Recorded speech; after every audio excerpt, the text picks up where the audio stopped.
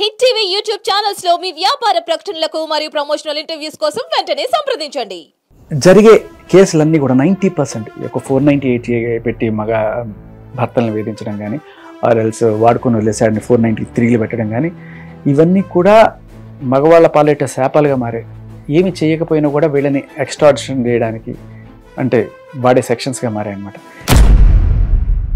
తెలిసినంత వరకు వాళ్ళిద్దరికి పెళ్ళి అయిందా అవ్వలేదా?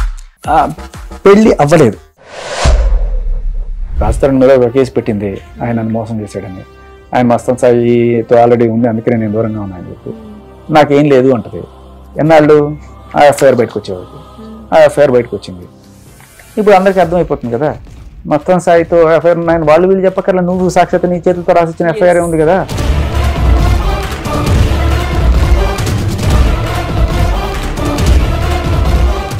రెండో వాడి దీంట్లో మీకు ఆల్రెడీ పెళ్ళింది కదా అని అడిగితే అసలు నా మొగుడికి నాకు సంబంధమే లేదు, వాడు నపుంసకుడు.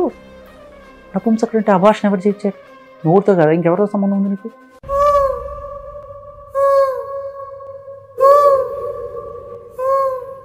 ఓకే, ఏం చెప్తుంది? నేను 11 ఏళ్ళ నుంచి రిలేషన్లో ఉన్నానంటుంది. మరి మధ్యలో ఈ రిలేషన్ ఏంటి? ఓకే, సో 1 month నా ఎంబడబడ్డాడు, తర్వాత నేను accepted him, and from then we both meet in my home. ఎక్కడ ఇప్పుడు ఏ కుక్కలు అయితే ఉన్నాయి అదే అతను చెప్తున్నాడు, అదే ఈవిడ కూడా రాసింది. వాళ్ళు ఏం చెప్తున్నారు? మీడియా ముందుకు వచ్చి చూపించు, ఈ ట్రై టు కిల్ మీ అంటే sections, rape, attempt murder. Mastan Sai ఈమెను ఫోర్స్ఫుల్లీ రేప్ చేశాడట. మరి అంతకుముందు 6 days వెళ్ళి కలిసి ఉన్నాక అప్పుడు దాకా నాకు ఇష్టం, ఇవాళ నాకు ఇష్టం లేదంటే నువ్వు ఎట్లా చేస్తావు? రాజధాని నీ నేళ్ళుండి ఈరోజు సడన్గా నాకు వద్దన్నాడు. నిన్ను వద్దంటే నువ్వు బలవంతంగా చేస్తే అది రేపే కదా. నాకు రాజధాని కావాలి, నాకు రాజధాని కావాలంటే బాగా రేప్ చేయడమే కదా ఇది. నమస్తే, వెల్కమ్ టు హిట్ టీవీ. నేను శ్వేత. ఈరోజు నాతో పాటు ఉన్న గెస్ట్ నాకు చాలా special and important guest. Because నేను ఈ గెస్ట్ని ఫస్ట్ జెమినీ మ్యూజిక్లో చూశాను. జెమినీ మ్యూజిక్లో ఈయన యాంకరింగ్ చూసి నేను అప్పట్లోనే ఫ్యాన్ అయిపోయాను. బట్ చాలా రోజులు ఎవరు ఈ గెస్ట్ అన్నది నాకు తెలియదు. బట్ తర్వాత బిగ్ ఎఫ్ఎంలో వాయిస్ వింటూ ఫాలో అవుతూ అప్పుడు కూడా ఫ్యాన్ అయ్యాను. బట్ ఆ గెస్ట్ ఈ గెస్ట్ ఒకరే అని తెలీదు. చాలా కాలం తర్వాత ఇద్దరు ఒకళ్ళే అని తెలిసింది. అండ్ ఫైనలీ ఈ మధ్యన అందరినీ నవ్విస్తూ ఉండే ఈయన ఈ మధ్యన ఎక్కువ కాంట్రవర్షియల్గా కనబడుతూ ఉన్నారు. సో ఎందుకు ఇంత కాంట్రవర్షియల్గా మారారు అని చెప్పేసి కాల్ చేయగానే మన స్టూడియోకి వచ్చి ఎందుకు మారానో చెప్తాను అంటున్నారు. ఆయన ఎవరో కాదు, ఆర్జే శేఖర్ భాషా. హాయ్ శేఖర్ భాషా గారు. మాటలో తక్కువ నాకు ఒకటి స్ఫురించింది. ఆగస్ట్ అన్నారు కదా, ఆగస్ట్ మీకు జూలైలోనే ఆగస్ట్ వచ్చింది. Wow, nice nice nice. మీరు జూలైలో ఆగస్ట్ తీసుకొచ్చారనమాట. గెస్ట్ ని ఆగస్ట్ చేశారు. మీరే అన్నారు ఆగస్ట్ అని. అవునా? ఓకే. బట్ అంటే మీలాంటి గొప్ప గొప్ప వాళ్ళకి ఇలాంటి రైమింగ్స్ అన్ని కూడా సెట్ చేయడం కుదురుతుందేమోనండి. అయ్యో. Anyway Shekhar Bhasha garu, welcome to Hit TV. Thank you Shweta. ఎలా ఉన్నారు? అలాగే ఉన్నారు. అప్పుడెప్పుడో జెమినీ మ్యూజిక్ కొంచెం వెయిట్ తగ్గారా? ఓకే, వెయిట్ తగ్గినా అదే చార్మ్ అంతా మెయింటైన్ చేస్తున్నారు. నిజంగా మీరు ఏదో వచ్చారని చెప్పట్లేదు, సీరియస్ గానే. బట్ ఎలా అండి పాసిబుల్? అంటే మీ జెంట్స్ కి పెద్దగా టెన్షన్స్ టైం ఉండవా ఏంటి మాలాగా?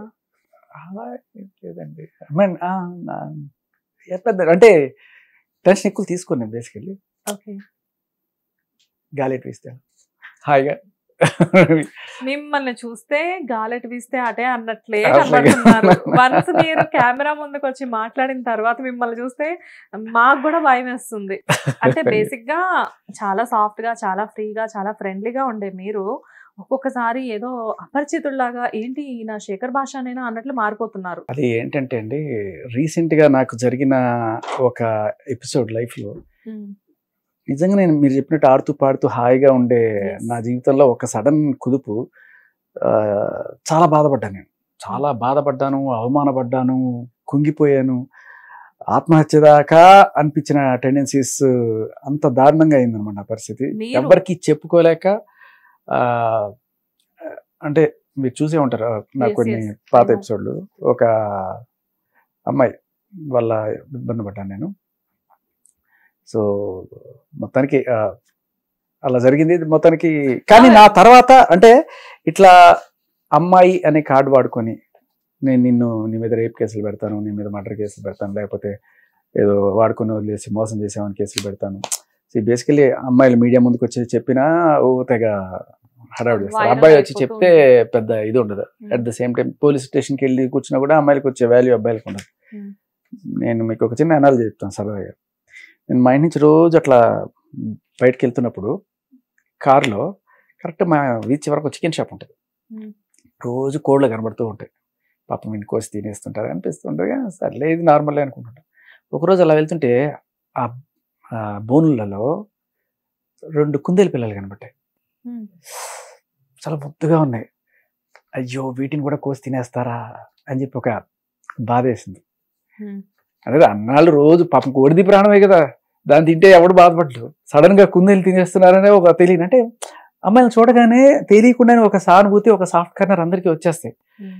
ఏదైనా ప్రాణమే. కానీ కాకపోతే మన సమాజంలో నేను చూసినా కూడా ఒక అమ్మాయి అబ్బాయి వచ్చి మాట్లాడుతున్నప్పుడు అయ్యో అమ్మాయి ఆడకుదిరికని ఏం చేసావని చెప్పి మన అట్టే పోతుంది.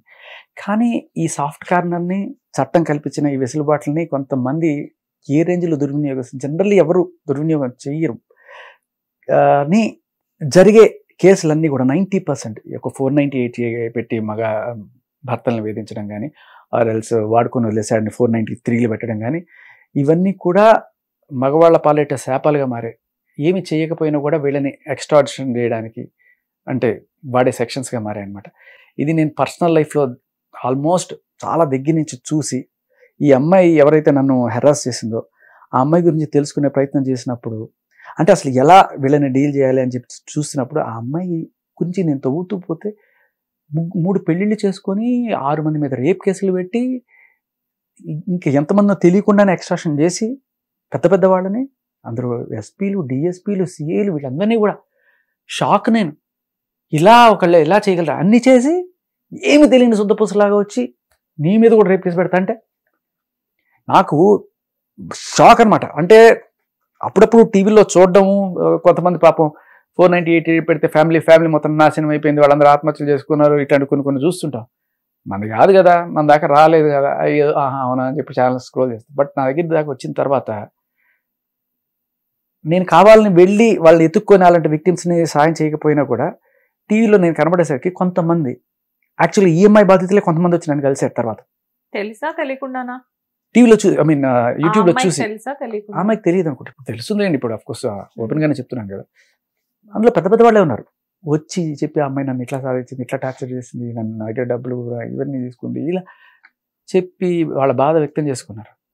దానికి తోడు ఇలాంటి కేసులు ఎవరైతే ఉన్నారో, సార్ మీరు చెప్పారు కదా అలాంటిది మాది కూడా ఉంది సార్, ఒకసారి వచ్చి చెప్తాను వింటారా అని చెప్పి అక్కడికి వచ్చి నాతో కూర్చొని వాళ్ళ బాధలను చెప్పుకుంటుంటే, లైక్ సరే నేను ఏం చేస్తున్నాను, ఇన్నాళ్ళు తింటున్నాను, పడుకుంటున్నాను, ఏదో సరదాగా 4 మాటలు చెప్పుకుంటున్నాను, డబ్బులు సంపాదించుకుంటాను, జీవితానికంటూ ఒక పర్పస్ ఏమీ లేదు. దేవుడు నాకు ఇదే పర్పస్ ఏమో, వీళ్ళని అట్లీస్ట్ కనీసం సేవ్ చేయగలగాలి. ఇట్లాంటి వాళ్ళని అందరూ నేను చెప్పను, గధవలు ఉంటారు, రేపులు చేసేవాళ్ళు ఉంటారు, మర్డర్లు చేసేవాళ్ళు ఉంటారు, దోపిడీలు చేసేవాళ్ళు ఉంటారు, టార్చర్ చేసేవాళ్ళు ఉంటారు, వీళ్ళందరూ వాళ్ళకి సాయం చేయాలని చెప్పట్లేదు. కానీ ఇలాంటి ఎవరైతే అమాయకులు ఉన్నారో వాళ్ళని మనం కాపాడుకోవాల్సిన బాధ్యత ఎంతైనా ఉంది. లేకపోతే అంటే ఒక సెక్షన్ని మిస్యూజ్ చేస్తున్నారు అనే దాని మీద నా పోరాటం. ఈ సెక్షన్ మిస్యూజ్ వల్ల వీళ్ళందరూ బాధింపబడుతున్నారంటే మనం రక్షించుకోవాల్సిన బాధ్యత ఎంతైనా ఉంది. అండ్ అలాగే చట్టాల్లో కూడా మార్పులు తీసుకురావాలనేదే నా పోరాటం. జనరల్ గా మీరు చెప్పిందంతా బాగానే ఉంది, కానీ బట్ ఒక డిఎస్పీని, ఒక అంటే పెద్ద ఎస్పీని, వీళ్ళందరినీ కూడా మీరు ఇంతకు ముందు కూడా నేను విన్నాను మీ ఇంటర్వ్యూస్, ఇంతమందిని చీట్ చేసిన అమ్మాయి ఆరెంజ్ పీపుల్ని చీట్ చేసిందంటే అమ్మాయి ఎంత కరోడా అన్నది ఆల్రెడీ అర్థమవుతుంది. కానీ మీ దాకా వచ్చేసరికి కొంచెం ఆ అమ్మాయి మీకు ఏదో సంథింగ్ ఎమోషనల్ గా కనెక్ట్ అయింది అని విన్నాను నేను. అది ఎంతవరకు నిజం? అసలు అలా ఏముండదమ్మా.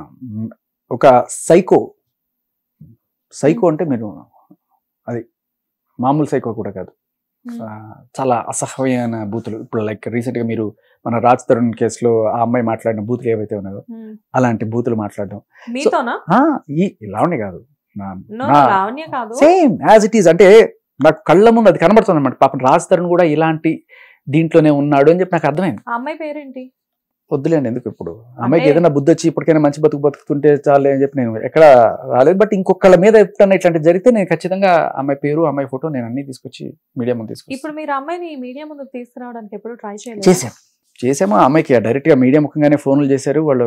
అమ్మని ఈయన చెప్పింది మీరు కౌంటర్ చేయాలనుకుంటే రండి, మీరు వర్షం వినిపించండి అని చెప్పి. ఆ అమ్మాయి రాలా.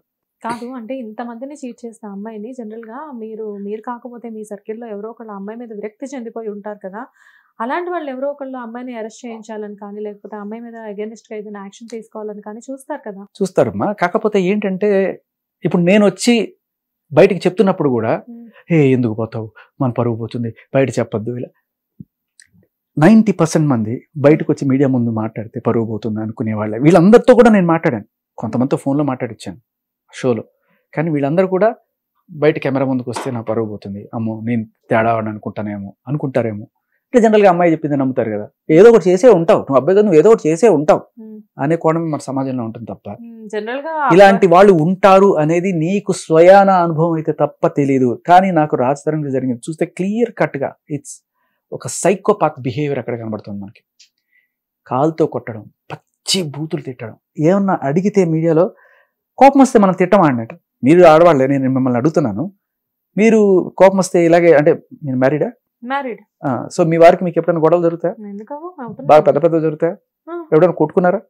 కొట్టుకోలేదు, తిట్టుకునేదాకా అయితే అయ్యాయి. ఎప్పుడన్నా మీకు ఎంత కోపం వచ్చినా కూడా ఇట్లాంటి బూతులు, అమ్మలక్కలు, అంటే బజారు మనుషులు కూడా సిగ్గుపడే రేంజ్ లో బూతులు మాట. అంటే 10 లేకపోతే 100 మూసీ నదులు ఉన్న డ్రైనేజ్లో ఉన్నంత దారుణమైన ఏమన్నా అంటే నేను డ్రగ్స్లో మత్తులో ఉన్నాను, లేకపోతే అదేంటిది ఆల్కహాల్ మత్తులోనే ఉన్నాను, నన్ను రెచ్చగొట్టారు, అదేదో క్లిప్ రెచ్చగొట్టే రెచ్చిపోతారండి అని చెప్పి.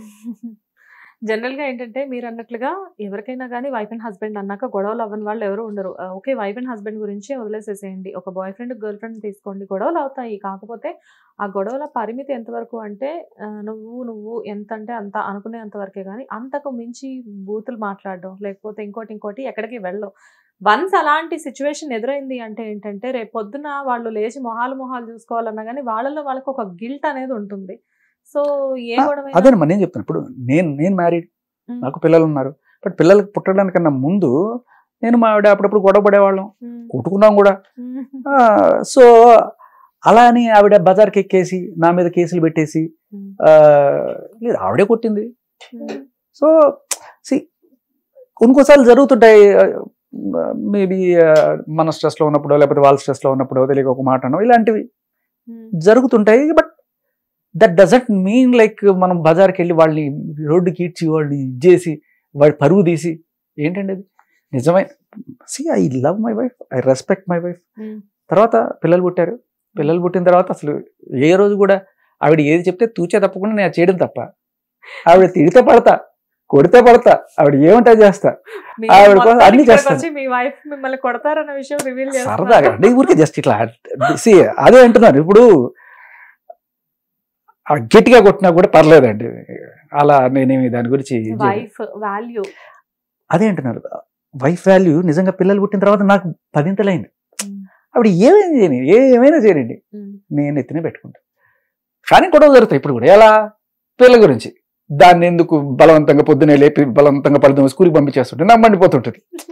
అట్లాంటి విషయాల్లో గొడవ పడుతుంది. ఇట్లా ఉండాలి గొడవలు అంటే తప్ప ఆ పిల్లని నువ్వు బలవంతంగా కుక్కేస్తున్నావు, పాపం దాన్ని వదిలే, అది ఏడుస్తున్నా అని వస్తే నేను పట్టుకుంటా. సో ఇట్లాగా మంచి కోసం గొడవ పడ్డాం కాకుండా వాళ్ళతో నువ్వు సంబంధం పెట్టుకున్నావు, వీళ్ళతో నువ్వు సంబంధం పెట్టుకున్నావు అని చెప్పి అది కూడా ఓకే. బజారుకి ఇచ్చి మనిషి పరువు తీసి నేను భార్యని నాకు నువ్వు కావాలి అన్న ఏంటి, ఏ రకమైన న్యాయం అది చెప్పండి. ఎస్, ఈ విషయాలని ఒక 1 minute పక్కన పెట్టేసేసి అసలు మనం మన గురించి మాట్లాడుకుందాం. యాక్చువల్గా శేఖర్ భాషా గారు, ఫస్ట్ అసలు శేఖర్ భాషా అనే పర్సన్ ఇప్పుడంటే ఇంత సెన్సిటివ్గా ఉన్నారు, కానీ బిగినింగ్లో ఏంటంటే నాకు తెలిసిన శేఖర్ భాషా చాలా కామెడీగా నవ్విస్తూ ఇప్పుడు కూడా అంతే. నేనేం ఇదేం లేదు, ఎప్పుడైనా ఇలాంటివి సామాజిక స్పృహ, సాటి మనిషికి అన్యాయం జరుగుతోంది అని తెలిసిన తర్వాత అది కూడా నా దాకా వచ్చి నన్ను హెల్ప్ అడిగితే నేను చెయ్యకుండా ఎప్పుడైనా ఈ విషయంలో మాత్రం నేను ఎప్పుడు కూడా ఎవరైనా సరే మావిడ నన్ను ఇప్పటికీ తిడుతుంటుంది. ఎవరైనా వచ్చి డబ్బులు అడిగితే నా దగ్గర ఉంటే ఇచ్చేస్తాను. అందుకే నీ దగ్గర పైసా కూడా పెట్టుకోక మొత్తం తీసి ఇచ్చేసి తర్వాత నేను డబ్బులు లేక ఇబ్బంది కూడా పడ్డ సిచ్యువేషన్స్ ఉంటాయి అనమాట. కానీ ఉండి నేను లేదని చెప్పలేను. సరే నా గొప్పతనాలు ఎందుకు కానీ మీరు అడగండి. మా కెమెరామెన్స్ వెళ్ళేటప్పుడు ఏమన్నా హెల్ప్ అడిగితే చేసేసి వెళ్తారు కానీ ఈ పాయింట్ నేను నోట్ చేస్తున్నా. ఎనీవేస్, అసలు ఆర్జే శేఖర్ భాష ఎక్కడ పుట్టారు?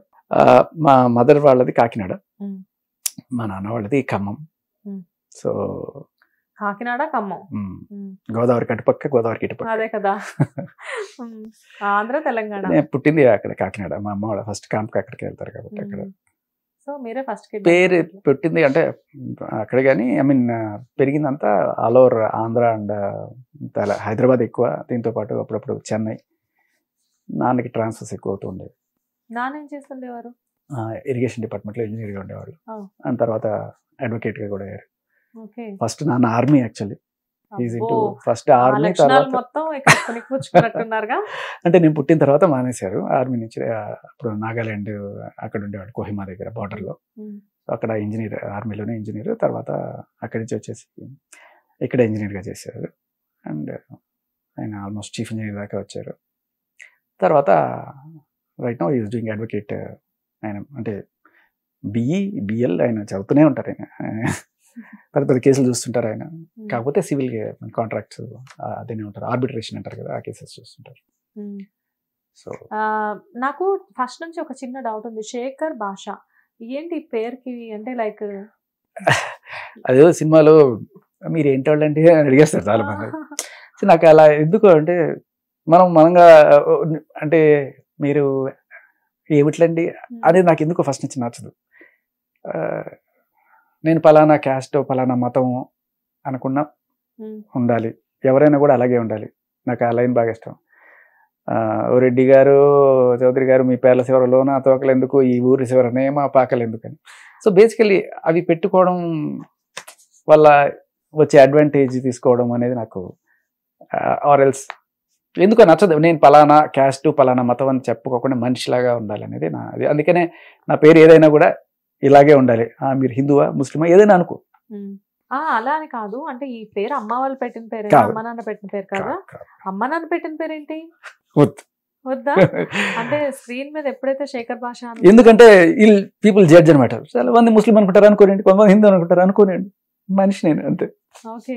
సో ఎవరన్నది మీరు రివీల్ చేయడానికి ఇష్టపడట్లేదు కానీ, బట్ శేఖర్ భాష అనేది నాకు మొదటి నుంచి ఏంటంటే ఈ శేఖర్ భాష ఏంటి అసలు, ఈ కాంబినేషన్ ఏంటి? అది యాక్చువల్గా ఏం జరిగిందంటే, ఫస్ట్ నేను ఎఫ్ఎంలో బిగ్ ఎఫ్ఎంలోకి వచ్చినప్పుడు సరదాగా ఏదైనా బాగా గట్టి నేమ్ ఉండాలి అని చెప్పి, అప్పుడు నాకు ఆ రజనీకాంత్ డైలాగ్ బాగా ఇష్టం. భాష, మాణిక్ భాష అన్నట్టుగా మంచి ఫోర్స్ ఉంది ఇలాగా భాష, శేఖర్ భాష అని రేడియో నేమ్ యాక్చువల్గా అది.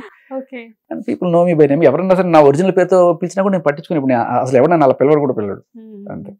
ఓకే. అంటే ఎందుకు అడిగానంటే, జనరల్ గా శేఖర్ భాష అనే నేమ్ తో నాకు ఎప్పటి నుంచో చిన్న కన్ఫ్యూషన్ ఉండింది. అంటే ముంబై సినిమా, మణిరత్నం గారు సినిమా ఉంటది కదా, ఆ సినిమాలో ఆ పిల్లలిద్దరికి, అరవింద్ స్వామి, మనీషా కొయిరాలా ఇద్దరు కలిపి పిల్లలిద్దరికి బాగుంటుంది. కమల్ బషీర్ అండ్ కబీర్ నారాయణ్ అని చెప్పేసి 2 నేమ్స్ ఉంటాయి. సో అలానే మీకు కూడా ఏమైనా ఫ్లాష్ బ్యాక్ ఉందేమో అని చెప్పేసి ఉంటే బాగుండేది. అలా చిన్న డౌట్ అనమాట. ఆ క్యూరియాసిటీ కొద్ది నేను మీ పేరు అడిగాను. నాకేంటి మీరు అసలు అని తెలుసుకోవాలని కాదు, నా ఎక్సైట్మెంట్ అంతా కూడా మీ పేరు వెనకాల ఉన్న ఆంతర్యం ఏంటి అని చెప్పి. రైట్. అయితే మొత్తానికి అయితే రివీల్ చేశారు. అండ్ హైదరాబాద్ ఎప్పుడు వచ్చారు? వస్తూ ఉండేవాడు. కొన్నిసార్లు మా నాన్న చిన్నప్పుడు ఇక్కడ కొన్నాళ్ళు ఉన్నాము.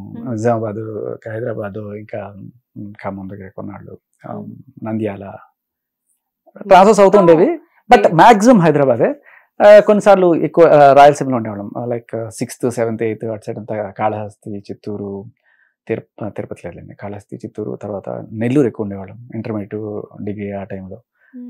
తర్వాత అలా అన్ని ఊర్లో చుట్టేసారు. మధ్యప్రదేశ్, తెలంగాణ మొత్తం. అయ్యో మధ్యప్రదేశ్ కూడా వెళ్ళారా? మధ్యప్రదేశ్ నాన్న ఈ ఆరావళి ప్రాజెక్ట్ చేశారు అక్కడ. సో అక్కడికి వెళ్ళేవాళ్ళం. అది ఇది ఏమని అన్ని ఊళ్ళు తెగేసి. నానేమో కంప్లీట్ గా ఇంజనీర్. మీ దగ్గరకు వచ్చేసరికి మీ స్టడీ బ్యాక్గ్రౌండ్ ఏంటి? నేను ఇంజనీరే, కాకపోతే నేను కంప్యూటర్ సైన్స్. కంప్యూటర్ సైన్స్ చేసి మరి యాంకరింగ్ ఏంటి మళ్ళీ? అంటే ప్యాషన్ కాదు, ప్యాషన్ ఫస్ట్ నుంచే ఉండే. నేను ఇంజనీరింగ్లో ఉన్నప్పుడే అప్లికేషన్లు వేస్తూ ఉండేవాడిని. ఇక్కడ మైసూర్లో చదువుకునే, మైసూర్ యూనివర్సిటీలో ఫస్ట్ ఇయర్ నుంచి నాకు ఈ పురుగు ఉండేది. వచ్చి అక్కడ ఇక్కడ ఏదైనా పడితే హైదరాబాద్ వచ్చి వేస్తుండేవాడిని. ఈ సీరియల్స్కో లేకపోతే న్యూస్ రీడింగ్ కూడా అప్లై చేసా. నువ్వు పరీక్ష అవ్వరా అని చెప్తాను ఇస్తున్నాను. అంటే అప్పుడు ఇంకా పిచ్చి పిచ్చిగా ఉండేది జుట్టు. అక్కడ బుద్ధిగా టై కట్టుకొని కూర్చోవాలి కదా. ఈ మొహం తక్కువ ఈ గెటప్లో వీడు సెట్ కాడని పంపించారు. ఈ టీవీలో ఇంటర్వ్యూకి వెళ్ళా. మన ఇక్కడే సోమాజిగూడ, ఎర్రమంజిల్. అదే ఎర్రమంజల్ సోమతిగూడ వేరే ఆఫీస్, ఇది కరెక్ట్ గా మన ఇక్కడ హైదరాబాద్. ఈనాడు ఆఫీస్. అప్పుడు న్యూస్ రీడింగ్ ఇంటర్వ్యూలు జరిగినప్పుడు వెళ్ళా, చేసి చక్కగా చదివే అంతా బాగుంది కదా, డిక్షన్ అంతా బాగుంది, కానీ సెట్ అవ్వాలి look, news reader proper look. మీకు ఎప్పుడు అనిపించలేదా హెయిర్ స్టైల్ మార్చుకోవాలి అని? నేను అసలు దూకునండి, ఏది ఉంటే అది అలా వచ్చేస్తానంటే. ఓకే. కొంతమంది ట్రై చేశారు నన్ను, కానీ నాకెందుకో ఎవరో వేరే వాళ్ళని చూస్తుంటే అనిపించి ఇట్లా అనుకోవడం వచ్చేయడం అంతే. అదే అదే అంటే దీన్నే మెస్సీ లుక్ అంటారు కదా ఇప్పుడు ప్రెజెంట్ ఇప్పుడు ట్రెండింగ్ బాగా. మనం ఇప్పుడు రీసెంట్ గా సిద్ధు జొన్నల్ గడ్డ వీళ్ళందరూ దీన్నే మెస్సీ లుక్ అని చెప్పి చేస్తా ఉన్నారు. ఆయనకన్నా ముందే నేను మెయింటైన్ చేసిన ఇది. మీరు సీనియర్ అదే అదే, మీరు చాలా సీనియర్. జెమ్నీలో Vennela program, Ankitham program and morning coffee program భలే ఉండేది యాంకరింగ్ మీది. అంటే ఫన్నీగా ఎవరైనా క్వశ్చన్ అడిగితే నాకు బాగా గుర్తు, ఆల్మోస్ట్ ఇది జరిగి ఒక 15 years అవుతుందేమో. 15 years బ్యాక్ ఒక చిన్న ఇన్సిడెంట్ అనమాట మీతో. లైక్ అంటే ఒక అబ్బాయి కాల్ చేసి ఏదో అడిగితే మీరు దానికి సంబంధించి ఏదో చెప్తూ ఉంటారు. డిస్కషన్ అయితే నాకు సరిగ్గా గుర్తులేదు, కానీ కాకపోతే ఇప్పుడు ఈగలు ఉంటాయి కదా, ఈగలు అన్నారు. అంటే అబ్బాయి ఈగలు అంటే ఇంగ్లీష్ ఈగలు కదా, తెలుగు ఈగలు అంటారు. అంటే మీరు ఈగల గురించి ఎక్స్ప్లెయిన్ చేయడం, ఇంగ్లీష్ ఈగలు తెలుగు ఈగలు, ఇదే ఇంగ్లీష్ ఈగలు తెలుగు ఈగల గురించి నా ఇంటర్వ్యూస్ లో నేను చాలా సార్లు అయ్యో అయితే మీరు రోజు నా షో మీకు బోల్డ్ వస్తాయి, వింటాను.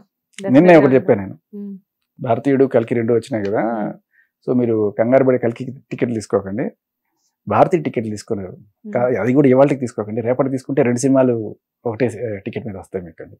ఎలా? ఓ కల్కి భారతీయుడు టికెట్స్ అయినా, ఓ కల్కి టికెట్స్ ఆజ్కి కల్కి భారతీయుడు అన్నప్పుడు కల్కి భారతీయుడు 2 వచ్చినాయి.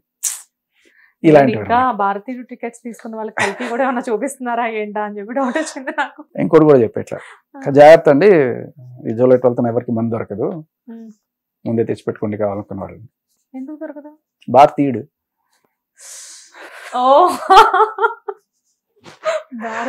సో ఈ చిలిపికోణం ఎప్పుడు ఉంటుంది, ఎప్పుడన్నా ఇలాంటి సామాజిక స్పృహ కూడా చేయాలి కదా. ఎందుకు ఎంతసేపు ఎంటర్టైన్మెంట్, దేశానికి కూడా మనం ఉపయోగపడాలి పుట్టిన దానికి.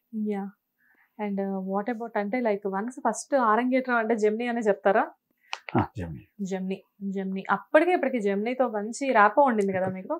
మీతో పాటు వచ్చిన యాంకర్స్ అందరూ కొంతమంది చాలా మంది అసలు ఎక్కడ ఉన్నారో కూడా తెలియదు, బట్ మీరు మాత్రం ఎక్కడెక్కడ జెమ్నీ స్టూడియో దగ్గరలోనే తిరుగుతారు. అయ్యో మీ హిట్ టీవీ నాకు అందుకే బాగా తెలుసు, మీరు హిట్ టీవీకి రండి అనగానే టక్మని నాకు హిట్ టీవీ అంటే నేను మన ఆఫీస్కి వస్తుంటాను కదా, అదే వస్తుంటాను టక్మని హిట్ టీవీ అని గుర్తుపట్టేసి చాలా సార్లు చూస్తుంటా, ఎప్పుడు లోపలికి ఎంట్రీ వస్తుందని కొంచెం ఇవాళ వచ్చింది. మేము కూడా చాలా హ్యాపీగా ఫీల్ అవుతున్నాం మీరు మా స్టూడియోలోకి వచ్చి మాకు ఇంటర్వ్యూ. సో జెమ్నీతో మీరు బిగినింగ్ చేశారు. ఆఫ్టర్ జెమ్నీ మధ్యలో మా మ్యూజిక్, తర్వాత సితారా అని ఒకటి వచ్చింది, దాంట్లో కొన్నాళ్ళు, తర్వాత జీ తెలుగులో కొన్నాళ్ళు, అలా అన్ని చోట్ల అప్పుడప్పుడు వేసాం, బట్ మేజర్ గా జెమ్నీ మ్యూజిక్ అనమాట. ఈటీవీ ఒకటే వదిలిపెట్టారు మీరు లేడీ అంటే? అప్పుడప్పుడు ఈ టీవీలో కూడా అప్పుడప్పుడు శ్రీదేవి డ్రామా కంపెనీ మోస్ట్లీ అన్ని ఛానల్స్ కవర్ చేశారు. శ్రీదేవి డ్రామా కంపెనీకి వెళ్ళినప్పుడు రీసెంట్ గా కూడా రామ్ ప్రసాద్ గారు శేఖర్ భాష అన్న అని చెప్పేసి దగ్గర ఎక్కడ చూసినా అంటే మీరు శేఖర్ భాష అంటే మటుకు వినపడ్డమే కాదు, బాగా కనబడతారు కూడా ఇప్పటికప్పుడు. ఓకే, నెక్స్ట్ వచ్చేసేసి వన్స్ వీటిల్లో బిజీగా ఉన్నారు, అంతా బాగానే ఉండింది. So marriage ఎప్పుడైంది? కరోనా టైంలో అయిపోయిందండి. లవ్ మ్యారేజా అరేంజ్డ్ మ్యారేజా? Love marriage. కరోనా love marriage and arrange, love and arrange. Love cum arrange. Okay, madam పేరేంటో? I don't want to. అది రామ్ గోపాల్ వర్మ రేంజ్ లో మెయింటైన్ చేస్తున్నారండి కామ్గా. Okay, actually she doesn't like, she want to be completely. ఒక పాప కదా? పాప, ఇంకోటి arriving. yes on the way. Okay, and పాప ఏ క్లాస్ ఇప్పుడు? Play class. 3 years. ఓకే, తీసుకెళ్ళడం తీసుకురావడం రోజు ఇదే మన డ్యూటీ. మీకు టైం సెట్ అవుతుందా పాపను తీసుకురావడం తీసుకెళ్ళడం అంతా? ఈ మధ్యలో కరెక్ట్గా ఎంత, ఒక పొద్దున్న ఒక పావు గంట, మధ్యాహ్నం ఒక అరగంట వెళ్ళడం తీసుకురావడం. అంటే లేదు, మీరు షోస్ లో బిజీగా ఉంటారు కదా? బిజీగా ఉంటాను, but I will make time for that. And ఇప్పుడు సామాజిక దృక్పథంతో సమాజ సేవ కూడా గట్టిగా చేస్తున్నారు కదా? సమాజ సేవ కాదు, ఎస్పెషల్లీ ఈ సెక్షన్ బేస్ చేసుకుని చట్టంతో ఆటలాడుకుంటూ ఇలా కేసులు పెట్టి జనాల్ని డబ్బుల కోసం లేకపోతే వాళ్ళు పగ తీర్చుకోవడం కోసం ఇలాంటివి ఉపయోగిస్తున్న వాళ్ళని బచాయించడమే నా ఇది. అండ్ అలాగే దీంతో అక్కడితో కాకుండా ఇన్ని తప్పుడు కేసులు ఉన్నప్పుడు ఇలాంటివి ఇంకా మీరు ఎందుకు పెడుతున్నారని డైరెక్ట్గా గవర్నమెంట్ని ప్రశ్నించడం. అసలు ఫస్ట్ మీ కేసు గురించి చెప్పండి. మీకు ఫస్ట్ లాస్ట్ టైం ఏదైతే ఇష్యూ అయిందో ఒక అమ్మాయితో, అసలు అది ఎలా స్టార్ట్ అయింది? అంటే అమ్మాయి మీకు ఎలా తెలుసు ఫస్ట్? మాది ఎప్పుడు ఒక 2022లో ఒక వెబ్ సిరీస్ నడిచింది. ఆ వెబ్ సిరీస్ నడిచినప్పుడు ఆమె ఏదో ఒక రోజు అలా కనిపించింది వెబ్ సిరీస్ లోనా? అప్రెంటిస్గా వచ్చి అటు ఇటు తిరిగింది. బట్ ఆ తర్వాత లేదు. ఒక 1.5 సంవత్సరం తర్వాత ఎప్పుడో మళ్ళీ ఫోన్ చేసి, నేనండి మీకు గుర్తున్నాను, మీ వెబ్ సిరీస్కి ఏడీగా చేశాను అంటే, అంటే నేను ఇప్పుడు ఒక సినిమా తీద్దాం అనుకుంటున్నాను, మీరే హీరో అనుకుంటున్నాను. అమ్మాయి తీద్దాం అనుకుంటున్నాను. అమ్మాయి అదే నాకు అర్థం కదా, చిన్నపిల్ల 25 ఏళ్ళు ఉంటాయి అంటే వచ్చి మాట్లాడతానని చెప్పి వచ్చింది, ఇంటికి వచ్చింది, మాట్లాడింది. సో ఆవిడ ఒక అపరిచిత టైప్లో ఒక క్యారెక్టర్ ఏదో అనుకుంది. దాన్ని అంటే చెప్పా, ఇది అంత ఈజీగా వర్కౌట్ అవుతుంది, మనం క్లియర్ కట్ స్క్రిప్ట్ ఒకటి డెవలప్ చేద్దాము సరే అనుకుంటా. So we are developing a script. నేను ఇంకొక 2 అసిస్టెంట్ రైటర్స్ ఉన్నారు, అందరం రాస్తున్నాం. ఈ అమ్మాయి అప్పటి నుంచి వెళ్ళిపోయి, నేను ఏదో ప్రొడ్యూసర్ని వాళ్ళని పట్టుకొచ్చే పనిలో ఉంటాను నేను. కానీ అంటే వీడికి డైరెక్షన్ రాదు కదా, నీకేం తెలుసు డైరెక్షన్ చేయాలంటే, నా పేరు వేసుకోవాలి, నాకు అంతే కోరిక.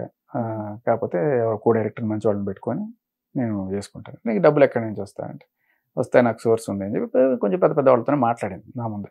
మీ ముందే పెద్ద పెద్ద తలకాయలతోనే మాట్లాడింటే ఓకే ఉన్నాయేమో అనుకున్నాను.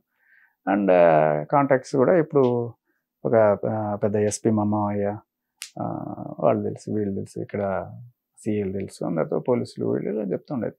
సర్లే. అయినా ఆ అమ్మాయి అప్పుడప్పుడే మీకు పరిచయం, ఎప్పుడో 1.5 year బ్యాక్ చూసిన అమ్మాయి ఫోన్ చేసి మీరే హీరో అంటే మీరేనా నేను నమ్మలే. ఫస్ట్ అది వచ్చి కలుస్తానండి, కలుస్తానంటే సరే రా కలు, నేను దానికేం లేదు. సో వచ్చిన తర్వాత ఆవిడ చెప్పిన తర్వాత ఈ ఫస్ట్ ఆఫ్ ఆల్ ఏంటంటే, ఆ అమ్మాయి మాట్లాడిన అమ్మాయిని చూసి నేను నమ్మను కదా, ఆ అమ్మాయిని మాట్లాడిన వ్యక్తులు ఎవరైతే ఉన్నారో పెద్ద తరకాయలు, మేబీ ఏమైనా ఉందేమో, ఓకే డన్. అయినా కూడా అమ్మాయి తీస్తే తీస్తుంది, లేకపోతే లేదు. నేను స్క్రిప్ట్ డెవలప్ చేసుకున్న తర్వాత ఒకవేళ అక్కడ వరకు అవ్వకపోతే నేను ఎక్కడైనా పిచ్ చేసుకుంటాను, ఏ అమెజాన్ వెబ్ సిరీస్కో లేకపోతే నెట్ఫ్లిక్స్కో. స్క్రిప్ట్ అయితే డెవలప్ చేద్దామని చెప్పి మేము స్టార్ట్ చేసుకున్నాం ఫస్ట్. అమ్మాయి ప్రొడ్యూసర్ని ఇస్తే సరే, లేకపోతే మనకు తెలిసిన చేసుకున్నాం. అలా అప్పుడప్పుడు వచ్చి కనపడుతుండేది. బట్ రీసెంట్గా మన 24 మార్చి ఆ టైంలో మేము ఏదైతే ఆఫీస్లో ఉన్నామో, ఆఫీస్ పక్క పోర్షన్ ఒకటి ఖాళీ అయింది. ఖాళీ అయితే అమ్మాయి అప్పుడప్పుడు ఆఫీస్కి వస్తున్నప్పుడు, పక్క పోర్షన్ ఖాళీ అయింది కదా, నేను వచ్చి ఇక్కడే ఉంటాను, నేను ఎక్కడెక్కడి నుంచో రావాలి అది ఇది అంటూ ఉండేది. సరే రా పర్లేదు అని చెప్పి ఓనర్కి ఇంట్రడ్యూస్ చేసి మాట్లాడుకుంది. వచ్చిన తర్వాత ఇంకా అప్పటి నుంచి ఆవిడ అలవాట్లు, అప్పటిదాకా మాకు తెలియని కొత్త ఇవన్నీ బయటపడ్డాయి అనమాట. అంటే లైక్ డ్రగ్ అబ్యూజ్, డ్రగ్ అంటే గాంజా అండ్ మందు కొట్టడము, మందు కొట్టి ఫోన్లు గట్టిగా మాట్లాడడం, అరవడం, అన్ని పగల కొట్టడము, చుట్టుపక్కలకి విసిరేయడము, ఇవన్నీ అదరగనం చేస్తుంటే లైక్ ఎందుకు ఇలా చేస్తుంది అని చెప్పి ఖాళీ చేయించడానికి మొదలెట్ట. అంటే మీకు క్లుప్తంగా చెప్పేస్తున్నాను నేను. మధ్యలో నన్ను ల్యూర్ చేయడము,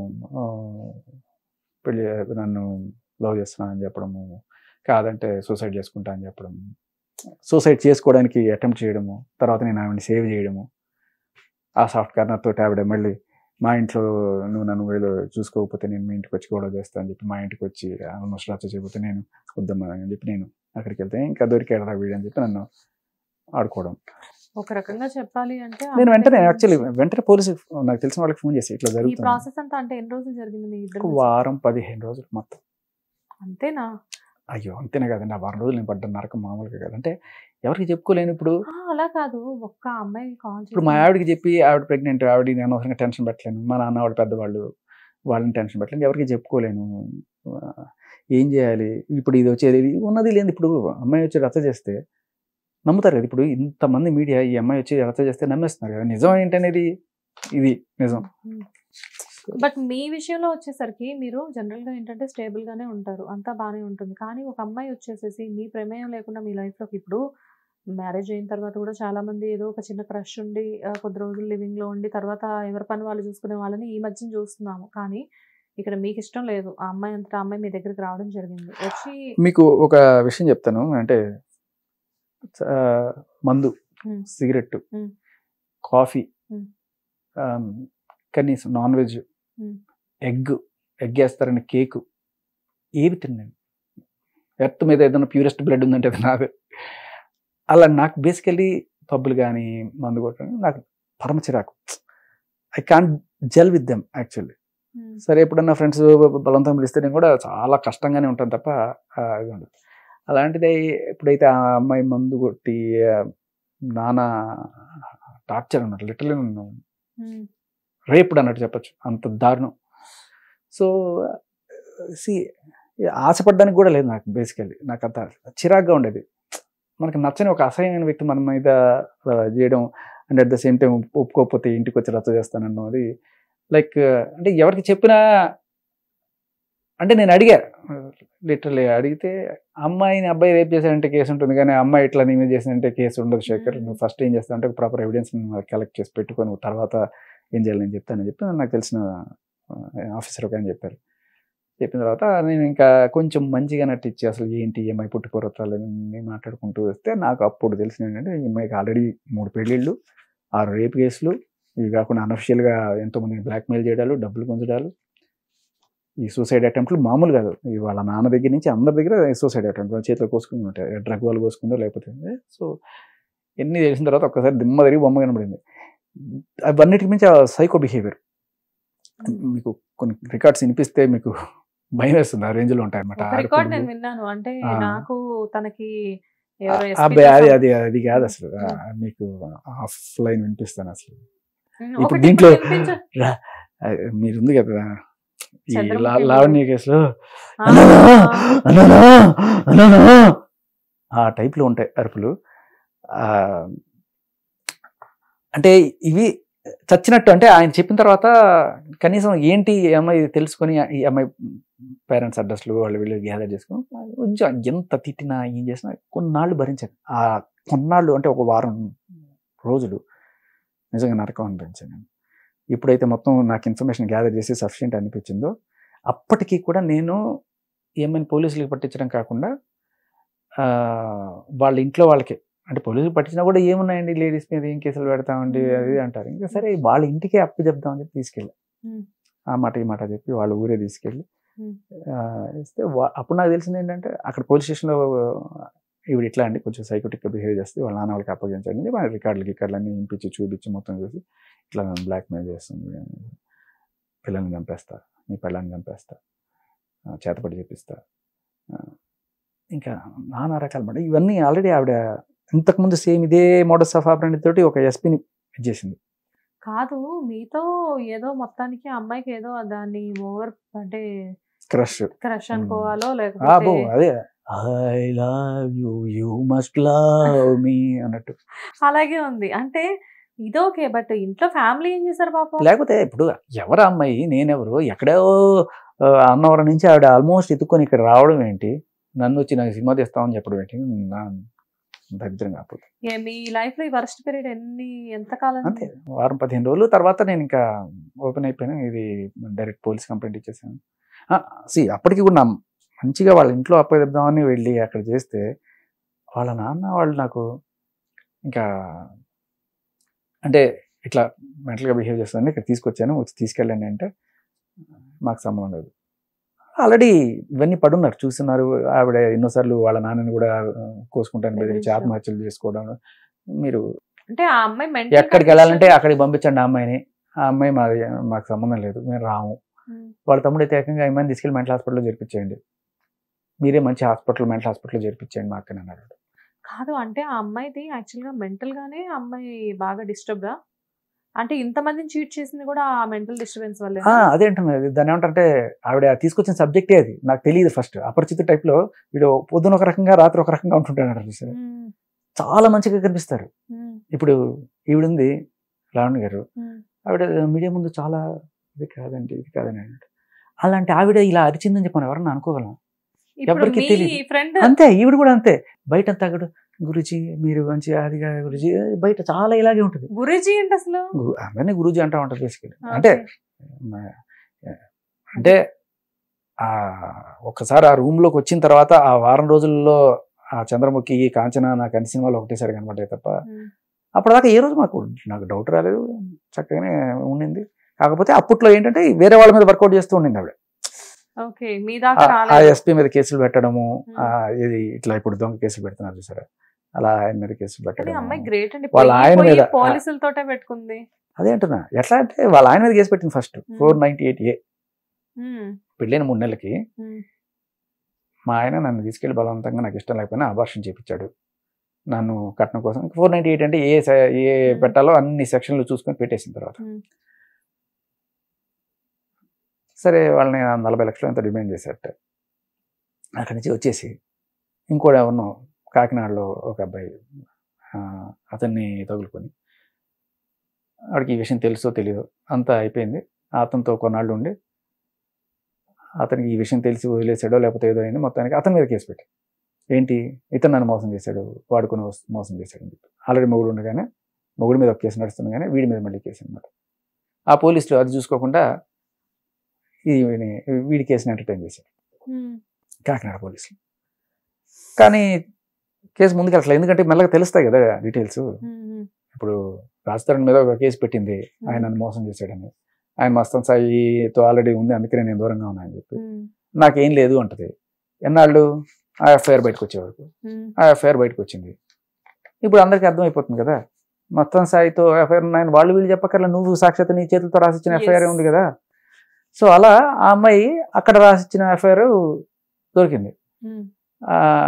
సో వెంటనే పోలీసులు అంత ఇది సీరియస్గా తీసుకోరా నేను ఆత్మహత్య చేసుకున్నాను. సేమ్ మూఢస్వభావం ఇవాళ అయితే. అంటే పోలీస్ మీద ప్రెషర్ పెట్టడం. ఇప్పుడు కేసు పెట్టావు, పూర్వపరాలు పరిశీలించి 2-3 రోజులు లేకపోతే ఒక వారం రోజులు పడుతుంది, పోలీసులు టైం పడుతుంది కదా, వాళ్ళ పని వాళ్ళని చేయనివ్వాలి కదా. ఈ లోపల మీడియాతో ఇంటర్వ్యూలు ఇచ్చేసి ప్రెషర్ పెట్టేసి లేకపోతే ఆత్మహత్య చేసేసుకుంటాను, నాకు న్యాయం జరగట్లేదు అంటే, నువ్వు పెట్టి 2 రోజులు అప్పుడే ఆత్మహత్య చేసుకుంటానంటే నిరాహార దీక్ష చేస్తాను. దిస్ ఈజ్ ఆల్ పోలీసుల్ని ప్రెషర్ పెట్టి బలవంతంగా చేయించుకోవడం. ఇలాగే ఈ పిల్ల కూడా పోలీసుల దగ్గరికి వెళ్ళి ఏదో రికమెండేషన్ చేయించుకొని ఆయన ప్రధాన ఎస్పీ దగ్గరికి వెళ్ళి నాకు న్యాయం చేయండి ఆడుకుతున్నాయి ఏదంటే జనరల్గా అమ్మాయి చూడుకుని అయ్యో పాపం అమ్మాయి చూస్తే చాలా అమాయకంగా ఉంటుంది. నేను నమ్మరు, ఈవిడ ఎప్పుడే బయట చూస్తే ఎంత అమాయకంగా, ఆవిడ అలా అరుస్తుందో నేను ఎట్లా అనుకో చూస్తే నిజంగా అయ్యో పాపం ఇంత ఆడుకుతా అన్యాయం జరిపింది అనుకుంటాం మనం. అదే రేంజ్లో ఆవిడ అలా ఎస్పీ దగ్గరికి వెళ్ళి మాట్లాడితే ఆయన పాపం అనుకున్నాడేమో సరే హెల్ప్ చేద్దాం అనుకున్నాడు. కట్ చేస్తే ఎస్పీ నన్ను ఛాంబర్లోకి పిలిచి నన్ను రేప్ చేశాను, ఆయన మీద కేసు పెట్టాడు. ఎస్పీ ఛాంబర్లో ఆయన రేప్ చేశాడంట. ఈ లోపల ఈ కేసుల కోసం ఒకటి దగ్గర డబ్బులు తీసుకుంది, 5 లక్షలు. ఆడు కొన్నాళ్ళు చూసి డబ్బులు అడిగాడు. సరే ఇస్తా అని చెప్పి తీసుకెళ్ళి వీడు నన్ను రేప్ చేసాడు, వాడి మీద కేసు పెట్టాడు. ఒక 3 వాడితో పాటు వచ్చిన ఫ్రెండ్స్ అందరూ కలిసి ఈవెన్ రేప్ చేశారని చెప్పి కేసు, 3 మీద కేసు. ఆ తర్వాత ఇంకొక షాకింగ్ విషయం ఏంటంటే, రెండో వాడి దీంట్లో మీకు ఆల్రెడీ పెళ్ళైంది కదా అని అడిగితే అసలు నా మొగుడికి నాకు సంబంధమే లేదు, వాడు నపుంసకుడు అంటే అబార్షన్ ఎవరు చేయించారు, మొగుడితో కదా ఇంకెవరితో సంబంధం ఉంది నీకు? అదే కదా ఇష్టం. అంటే ఏంటంటే అమ్మా, చట్టాలని ఎంత దారుణంగా వాడుకుంటున్నారు ఈ ఆడవాళ్ళు. అంటే అందరూ కాదమ్మా, ఇట్లాంటి సోకాల్డ్ వీళ్ళు ఉమెన్ కార్డు విక్టిమ్ కార్డు ఎందుకండి? అదే అంటున్నాను, వీళ్ళని శిక్షించరు, వీళ్ళని గట్టిగా శిక్షించే రోజు రావాలి. ఒక ఎగ్జాంపుల్ వెళ్ళాలి. తప్పుడు కేసులు పెట్టేసాము, తర్వాత కేసు కొట్టేశారు అంటే లేదు, వాళ్ళ ఎంత ఫ్యామిలీలు చితికిపోయింటాయమ్మా. ఆ అబ్బాయి ఒరిస్సా అబ్బాయి 498 ఎవరైతే పెళ్లి చేసుకున్న అబ్బాయి అన్నాడు, ఏ రోజు కాపురం చేయలేదు, వాడి మీద అబార్షన్ కేసు పెట్టింది. ఇలాగే ఉంటాయి. కాదు, ఈ అమ్మాయి ఇంటెన్షన్ ఏంటి అంటే డబ్బులు కావాలా లేకపోతే మగవాళ్ళని టార్చర్ చేయాలా అన్ని. ఇప్పుడు నా మాట వినకపోతే నేను కేసు పెడతాను. ఆ అమ్మాయి మాట వింటే బానే ఉంటుందా? పడాలి, తిడుతుంది పడాలి, కొడుతుంది పడాలి, కుక్కని కొట్టినట్టు కొడుతుంది పడాలి, అరస్తుంది ఏమని చెప్పా కదా, అమ్మ లెక్కలు తిడుతుంది. సేమ్ ఇక్కడ రాజుతారని అదే కదా, కాలుతో కొట్టడం ఇవన్నీ చేస్తుంది కదా. కాదు, ఇప్పుడు ఫైనల్ గా మీరు ఈ అమ్మాయిని ఏం చేశారు అసలు? ఏం చేశాను, పోలీస్ కేసు పెట్టాను, మీడియా ముందుకు వచ్చి చెప్పాను, అంతా అయింది. బట్ మీరు ఆ అమ్మాయిని మీడియా ముందుకు తీసుకొచ్చే ప్రయత్నం ఎందుకు చేయలేదు? ఇంత జరుగుతుంది. చేశాను కానీ ఏమంటారు, ఇంకా ఆడపిల్లని మనం బలవంతంగా జుట్టుపట్ల లాకరాలేం కదా. అలా అని కాదు కదా, ఎంతమందిని చీట్ చేసినప్పుడు ఆటోమేటిక్ గా ఈ అమ్మాయి వల్ల ఇంకొకళ్ళు అవుతుంది. అంటే ఇప్పుడు ప్రాసెస్ మెల్లగా అవుతుంది. ఇప్పుడు కేసు పెట్టాము, జరుగుతుంది, ఆల్రెడీ 2 సమన్లు. అంతకుముందు ఆల్రెడీ ఇట్లాగే ఒకరిని చీట్ చేశాను. మా వెబ్ సిరీస్లోనే నేను చేస్తున్న దాంట్లోనే నాకన్నా ముందు ఒక హీరో ఉన్నాడు, వాడి మీద ఎక్స్ట్రాక్షన్ చేసి 5 లక్షలు డిమాండ్ చేస్తే వాడు డైరెక్ట్గా వెళ్ళి పోలీస్ కేసు పెడితే ఆ కోర్టు కేసులో ఆ కేసు కోర్టులో ఉంది. ఆల్రెడీ ఒక సమన్ 2 సమన్లు ఇచ్చినా కూడా అబ్స్కాండ్ అయి తిరుగుతుంది. సేమ్ ఇప్పుడు ఈ లావణ్య ఎవరైతే ఉన్నారో ఆవిడ డ్రగ్స్ కేసులో పోలీసులు 2-3 సార్లు సమన్లు ఇచ్చారు, వచ్చి హాజరవ్వండి అంటే రాకుండా ఎట్లా తిరుగుతుందో ఇది డైరెక్ట్ కోర్టు సమన్లు, ఏం చెప్పకుండా తిరుగుతుంది. ఈసారి అరెస్ట్ వారెంట్ ఇస్తారు, బలవంతంగా తీసుకెళ్తారు. చట్టం విల్ టేక్ ఇట్స్ టైం. ఈ లోపలే నాకు అన్యాయం జరిపింది, నేను ఆత్మహత్య చేసేసుకుంటా, అలా ప్రెషర్ పెట్టకూడదు. ఇదంతా నిజంగా వినడానికి ఒక సినిమా స్టోరీలా ఉంది, బట్ నాకు ఈ స్టోరీ 2 times గా ఇక్కడ రిపీట్ అయినట్టు కనబడుతుంది. లైక్ అంటే మీరు లైఫ్ లో ఏదైతే ఒక స్ట్రగుల్ ఫేస్ చేశారో మీరు మేబీ అందుకేనా ఇప్పుడు లావణ్య గారు కనెక్ట్ అయ్యారు ఇక్కడ. ఐ మీన్ లావణ్య గారి కేస్ కి రాజ్ తరుణ్ కరెక్ట్ అయింది. పాపం అనిపిస్తుంది, పాపం అనిపిస్తుంది. మీరు కనబడుతున్నారు అతను. అంతే. ఈ అమ్మాయి మిమ్మల్ని ఎప్పుడైనా ఫిజికల్ హారాస్మెంట్ చేయడం చేసిందా? చేసింది. మీరెలా ఊరుకున్నారండి చేసింది అంటే? అంటే అదేదో సినిమాలో చెప్తాడు, ఆవిడ ప్రేమించింది నేను ప్రేమించాల్సి వచ్చింది అన్నట్టుగా. అదే కదా, డాల్డానా ఆల్డానా ఆల్డా అంటే అదే నేను చెప్పాను సార్, ఇట్లా ఉంది పరిస్థితి, తాగేసి ఇట్లా చేస్తుంది, నేను కొంచెం తోసేస్తే ఇంకా హైపర్. ఎలా అంటే నేను తాగున్నావు ఇట్లా అంటే ఏదైనా వాయిస్ రికార్డింగ్ ఉంటే వినిపించొచ్చుగా ఒకటి. అంటే మేము అంటే నన్ను బూతులు తిట్టింది నేనే వినిపించుకొని ఎందుకు నేను తక్కువ అవ్వాలనేది పాయింట్. మీకు కావాలంటే సపరేట్ గా వినిపిస్తాను. ఇప్పుడు రాజ్ తరుణ్ దాంట్లో కూడా ఆవిడ ఇన్ని బూతులు తిడితే మీరు బీపులే వింటారు మొత్తం.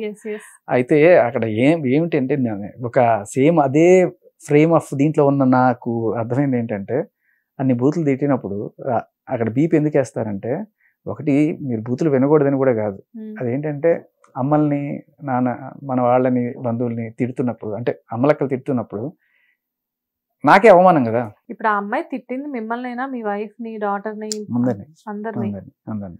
అది మరి దారుణం. మా ఆవిడని తిట్టింది, డాష్ డిస్టిషన్ తిట్టింది. ఇలాంటివన్నీ నేను చూపించి మళ్ళీ నేను దాంట్లో నాకు అవమానంగా ఉంటుంది కదా. అది కానీ ఇంత కావాలంటే మీకు సపరేట్ గా వినిపిస్తాను, మీరు వినండి, వాళ్ళకి చెప్పండి అంతే. అలా కాదు, నేనేమంటున్నానంటే అన్ని తిట్టిన తర్వాత కూడా మీరు అమ్మాయి మీద కన్సర్న్ చూపించారు సార్. కన్సర్న్ ఏం కాదు, నేను కేసు పెట్టాను, చట్టం డూ ఇట్స్ వర్క్ అండ్.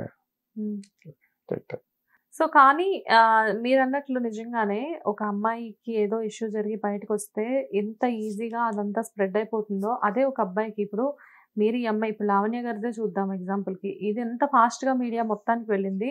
ఇదే శేఖర్ భాష కూడా ఫేస్ చేశారు, బట్ అదంతా ఫాస్ట్గా వెళ్ళలేదు. మీరు వచ్చి ఇలా ఇంటర్వ్యూస్లో కూర్చొని ఇస్తే తప్ప. అదేమ్మా, అంటే రాజ్ తరుణ్కి తెలియదు, ఫస్ట్ టైం కదా, నాకు ఫస్ట్ టైం కదా, నేను అసలు దీన్ని ఎలా క్రాక్ చేయాలి, వీళ్ళు చేసే ఇవన్నీ పబ్లిక్కి ఎలా ఎక్స్పోజ్ చేయాలి అనేది నేను వెళ్ళిన ఒక పాత ఒకటి ఉంది. నేను అదే రాజ్ తరుణ్కి కూడా చెప్పా, కొంత పరిచయం రాజ్ తరుణ్ తోటి, ఆ పరిచయంతో రాజ్ తరుణ్కి చెప్పా, భయ ఇది నేను ఆల్రెడీ ఫేస్ చేస్తున్నాను, ఇలాంటిది సేమ్ యాజ్ ఇట్ ఈజ్, ఇలాగే ఒక చంద్రముఖి కాంచన ఎలా సైకోలాగా అరుస్తున్నారో అలాంటి ఇదే నేను ఫేస్ చేశాను, I can do some help అని చెప్పి నేను then I started doing research on this case.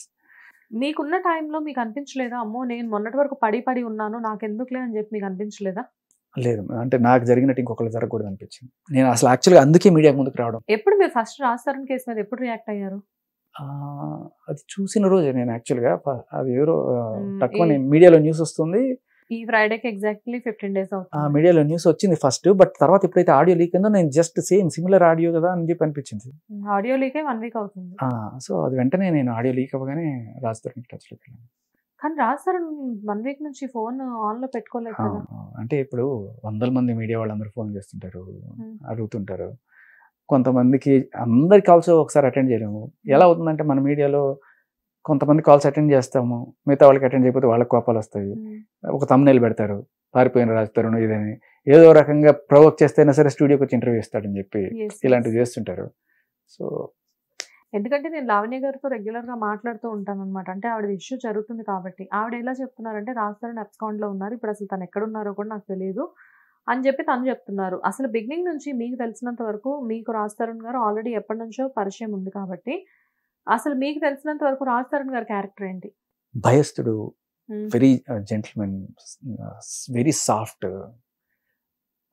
ఈవిడ చెప్పినట్టు కొట్టడాలు తిట్టడాలు నెవర్, ఇంపాసిబుల్ ఆ మనిషికి. సో చాలా సాఫ్ట్ క్యారెక్టర్. ఇన్ఫ్యాక్ట్ ఆవిడే ఒప్పుకుంది, ఏ రోజు నన్ను రాజు కొట్టలేదు, అది కూడా ఆ రోజే ఆ ఆడియో రిలీజ్ అయింది కదా, ఆ ఆడియోని ఎలా కౌంటర్ చేయాలో తెలియక ఆ రోజు నన్ను కొట్టాడు, నా తల పగిలిపోయింది, తలకి దెబ్బ ఉందని చెప్తున్నారు కదా ఆవిడ. ఎక్కడ చెప్తుంది? ఎందుకు ఇప్పుడు ఫోన్ మాట్లాడితే ఆవిడ అదే చెప్తారు. అదే అంటున్నా, ఆ ఆడియోలో చెప్పలేదు. అంత అంత పెద్ద ఆడియోలో నాకు మీద పాట పాడాడు, నన్ను ఇది చేశాడు అది చేశాడు అని చెప్పినప్పుడు వీడు నా తలపకలు కొట్టాడని కూడా చెప్పాలి కదా. ఎక్కడ కూడా చెప్పాల. నేను మస్తాన్ తీసుకొచ్చి కొట్టిస్తా, కుమ్మిస్తా, నాగార్జున దగ్గర తీసుకెళ్ళి నీ బండారం చేసి నేను అసలు నీకు సినిమా లేకుండా చేస్తా, నేను అన్నపూర్ణ స్టూడియోస్ వెళ్తున్నాను ఇప్పుడు అని చెప్పేసి మాట్లాడారు. సో అంటే ఈ బెదిరించడం నాకు కూడా సేమ్ అనమాట. రచగేడిస్తా, నిన్ను మీ ఇంటికి వస్తా, మీ అపార్ట్మెంట్ ముందుకు వస్తా, గొడవ చేస్తా, ఇలా అంటే జనరల్లీ ఫస్ట్ టైం ఎవరికైనా ఏమనిపిస్తుంది అంటే ఏం చేయాలి, ఈ సిచ్యువేషన్ డీల్ చేయడం మనకు తెలియదు జీవితంలో ఎప్పుడు, ఫస్ట్ టైం వాళ్ళకైతే. ఇలా లేకపోతే ఇప్పుడు ఏంటంటే తర్వాత ఓపెన్ అయిపోయాం అనుకోండి, ఇది ఎస్టాబ్లిష్ చేసేసాం ఈ అమ్మాయి ఇది అని చెప్పి పబ్లిక్, తర్వాత వస్తే అక్కడే మనం ట్రస్ట్ పర్సన్ కింద మనం యాక్షన్ తీసుకోవచ్చు. అంటే ఇప్పుడు జనరల్గా మీరు చెప్పండి, ఇప్పుడు అమ్మాయిలు అలా బ్లాక్మెయిల్ చేసినప్పుడు ఒక అబ్బాయిగా జనరల్గా ఎలా అనిపిస్తుంది అంటే వీళ్ళకి మన మీద చాలా ఎక్కువ భరించలేని అన్బేరబుల్ లవ్ ఉంది అనిపిస్తుందా, లేకపోతే వాళ్ళని చూసినప్పుడు ఆ సైక్రిక్ బిహేవియర్ కనబడుతుందా? అది అమ్మా, ఎంత లవ్ ఉన్నా భరించలేము. ఆ సైకోయిజము, ఆ కయ్యాళితనం, ఆ అరుపులు ఎప్పుడు ఏ మగాడు భరించలేడు. నీకు ఎంత లవ్ అయినా ఉన్నాయి. అబ్బాయి లవ్ చేయాలి, అమ్మాయి లవ్ చేయకపోయినా కొంత గౌరవం ఉంటే చాలు. అంత నువ్వు లవ్ చేసి ఆ సైకోయిజము, ఆ తిట్లు భరించలేము. అబ్బాయి జనరల్లీ గౌరవమే కోరుకుంటాడు, అమ్మాయి ప్రేమ కోరుకుంటాడు, అబ్బాయి వాల్యూ కోరుకుంటాడు. లైక్ బయటకు వెళ్తే మంచిగా 4 మొగుడిని గౌరవించాలి తప్ప మొగుడిని రచ్చగిచ్చి నువ్వు అట్లా నువ్వు ఇట్లా అనేవాళ్ళు ఏ రకంగా జస్టిఫై చేస్తారు? మీరు చాలా రకాలుగా మాట్లాడుతున్నారు. అంటే లైక్ నేను ఇంతకుముందు వేరే మీడియాలో కూడా మీ ప్రోగ్రామ్స్ చూస్తున్నాను, అంటే మీ ఇంటర్వ్యూస్ చూసాను. లావణ్య గారి గురించి మీరు ఎలా చెప్తున్నారంటే కంప్లీట్గా తన దగ్గర ఉండి తను చూసి తను ఏదో మొత్తం చదివేసినట్లు మీరు మాట్లాడుతున్నారు. బేసిక్గా ఏంటంటే ఒక వాయిస్ రికార్డింగ్తోనే మీరు ఎలా మొత్తం అంతా లావణ్య ఇలాంటిది అని చెప్పి ఎలా చెప్పగలరు? నేనేం చెప్పలేదమ్మా. నేను ఆవిడ మాటల్లో ఆవిడ ఏం చెప్పిందో, ఆవిడ ప్రజెంట్ చేసిన ఆవిడ మాటలనే కోట్ చేస్తున్నాను. అండ్ అలాగే ఆవిడ ఇంతకుముందు జరిగిన కేసులనే కోట్ చేస్తున్నాను. అది కూడా మీడియాలో వచ్చిన మాటలనే నేను కోట్ చేస్తున్నాను. ఇంకా నేను వేరే ఏమి చెప్పట్లేదు. అలా కాదు కదా, మీరు కంప్లీట్గా ఇప్పుడు ఆవిడ మీడియా ముందుకు వచ్చి ఏం చెప్తున్నారంటే ఆవిడ ఏడుస్తుంది, లేకపోతే ఏంటంటే నాకు రాజ్ కావాలి అంటుంది, ఇంకోటి మల్వి మల్హోత్రా తనతో అఫైర్లో ఉన్నాడు, ఇంకా ఇంతకుముందు హర్యానాతో ఉన్నాడు అని చాలామంది హీరోయిన్స్ నేమ్స్ చెప్తున్నారు ఆవిడ. కాకపోతే ఏంటంటే మీడియాలో కూడా ఒక చిన్న కన్ఫ్యూజన్ ఏముండిందంటే ఆవిడ ఫస్ట్ ఎప్పుడైతే వచ్చారో ఆ రోజున మా ఇద్దరికి మేము 11 years నుంచి లివింగ్లో ఉన్నామని చెప్పారు. ఆఫ్టర్ దట్ ఏంటి అంటే మాకు మ్యారేజ్ అయింది అని చెప్పారు. ఆఫ్టర్ దట్ ఏంటంటే నాకు అబార్షన్ చేయించాడు రాజు అని చెప్పారు. నేను మొన్న ఆవిడ అదే 1 by 1 అడిగితే ఆవిడ ఏమంటున్నారంటే అన్నీ ఒకటేసారి చెప్పడం ఎందుకు అని చెప్పేసి నేను 1 by 1 చెప్తున్నాను అన్నట్లు చెప్పారు ఆవిడ. కాకపోతే ఏంటంటే మీకు తెలిసినంత వరకు వాళ్ళిద్దరికి పెళ్ళి అయిందా అవ్వలేదా? పెళ్ళి అవ్వలేదు. ఆవిడ చెప్పిన మాటలే నేను ఇప్పుడు ఆవిడ చెప్పిన మాటల్లోనే నేను చెప్తాను. రాజు మాటలు అసలు పక్కనే పెడదాం. ఆవిడ ఏం చెప్పింది? గుళ్ళో రాజు తాళి కట్టాడు, ఇది సుప్రీంకోర్టు చట్టం ప్రకారం ఆర్ఎల్స్ రాజ్యాంగం ప్రకారం పెళ్లి కాదు. పెళ్లి అంటే నీకు 2 సాక్షులు ఉండాలి, నువ్వు 7 అడుగుల క్రతువు చేయాలి, ఇవి చేస్తేనే నీది పెళ్లిగా పరిగణిస్తాం, అదర్వైజ్ పెళ్లి కాదు. అది పక్కన పెట్టేసండి. సో కాబట్టి మీరేదో పిల్ల అట్లాగా తాళి కట్టేసాడు పెళ్లి అయిపోయింది అనేది నథింగ్. అలా అని మీరు పెళ్ళానికన్నా ఏమాత్రం తక్కువ కాదు. ఇన్నాళ్ళు కలిసి ఉన్నారు, ఆయన చూసుకున్నారు, ఆయన మిమ్మల్ని చూసుకున్నాడు, you have kids like dogs ఎన్ని ఉన్నాయి, మీ have a family all together. So కాబట్టి పెళ్ళానికన్నా ఏమి అంటే తాళి కట్టనంత మాత్రాన మీరు పెళ్ళానికన్నా ఏమి తక్కువ కాదు, అలాగే ఉన్నారు ఇన్నాళ్ళు. దట్స్ ఫైన్, అది కూడా నేను కాదను. But once you step out of this relation, Mastan Sai అనేవాడితో మీరు ఉంటున్నప్పుడు బ్రేకప్ అయిపోయి okay, then you don't have any right to claim his mind. Mastan Sai అని చెప్పేసి మీడియాలో ఈ విషయం అంతా బాగా బయటకు వస్తుంది. కాకపోతే ఆవిడ చెప్పడం ఏంటంటే మస్తాన్ సాయి అనే అతను నాకు కేవలం ఫ్రెండ్ మాత్రమే అని చెప్తున్నారు. Okay, very good. అందుకే నేను వచ్చాను. ఏంటది? ఇది బాగా మీకు ఇస్తాను, కావాలంటే తర్వాత. ఓకే, తర్వాత తీసుకుంటాం. ఏంటవి? మస్తాన్ సాయి మీద ఈవిడ గుంటూరులో ఒక కంప్లైంట్ పెట్టింది. చదువుతాను, మీకు ఏమర్థమని చెప్పండి. ఆవిడ స్వహస్తాలతో రాసి ఇచ్చిన కంప్లైంట్. ఓకే,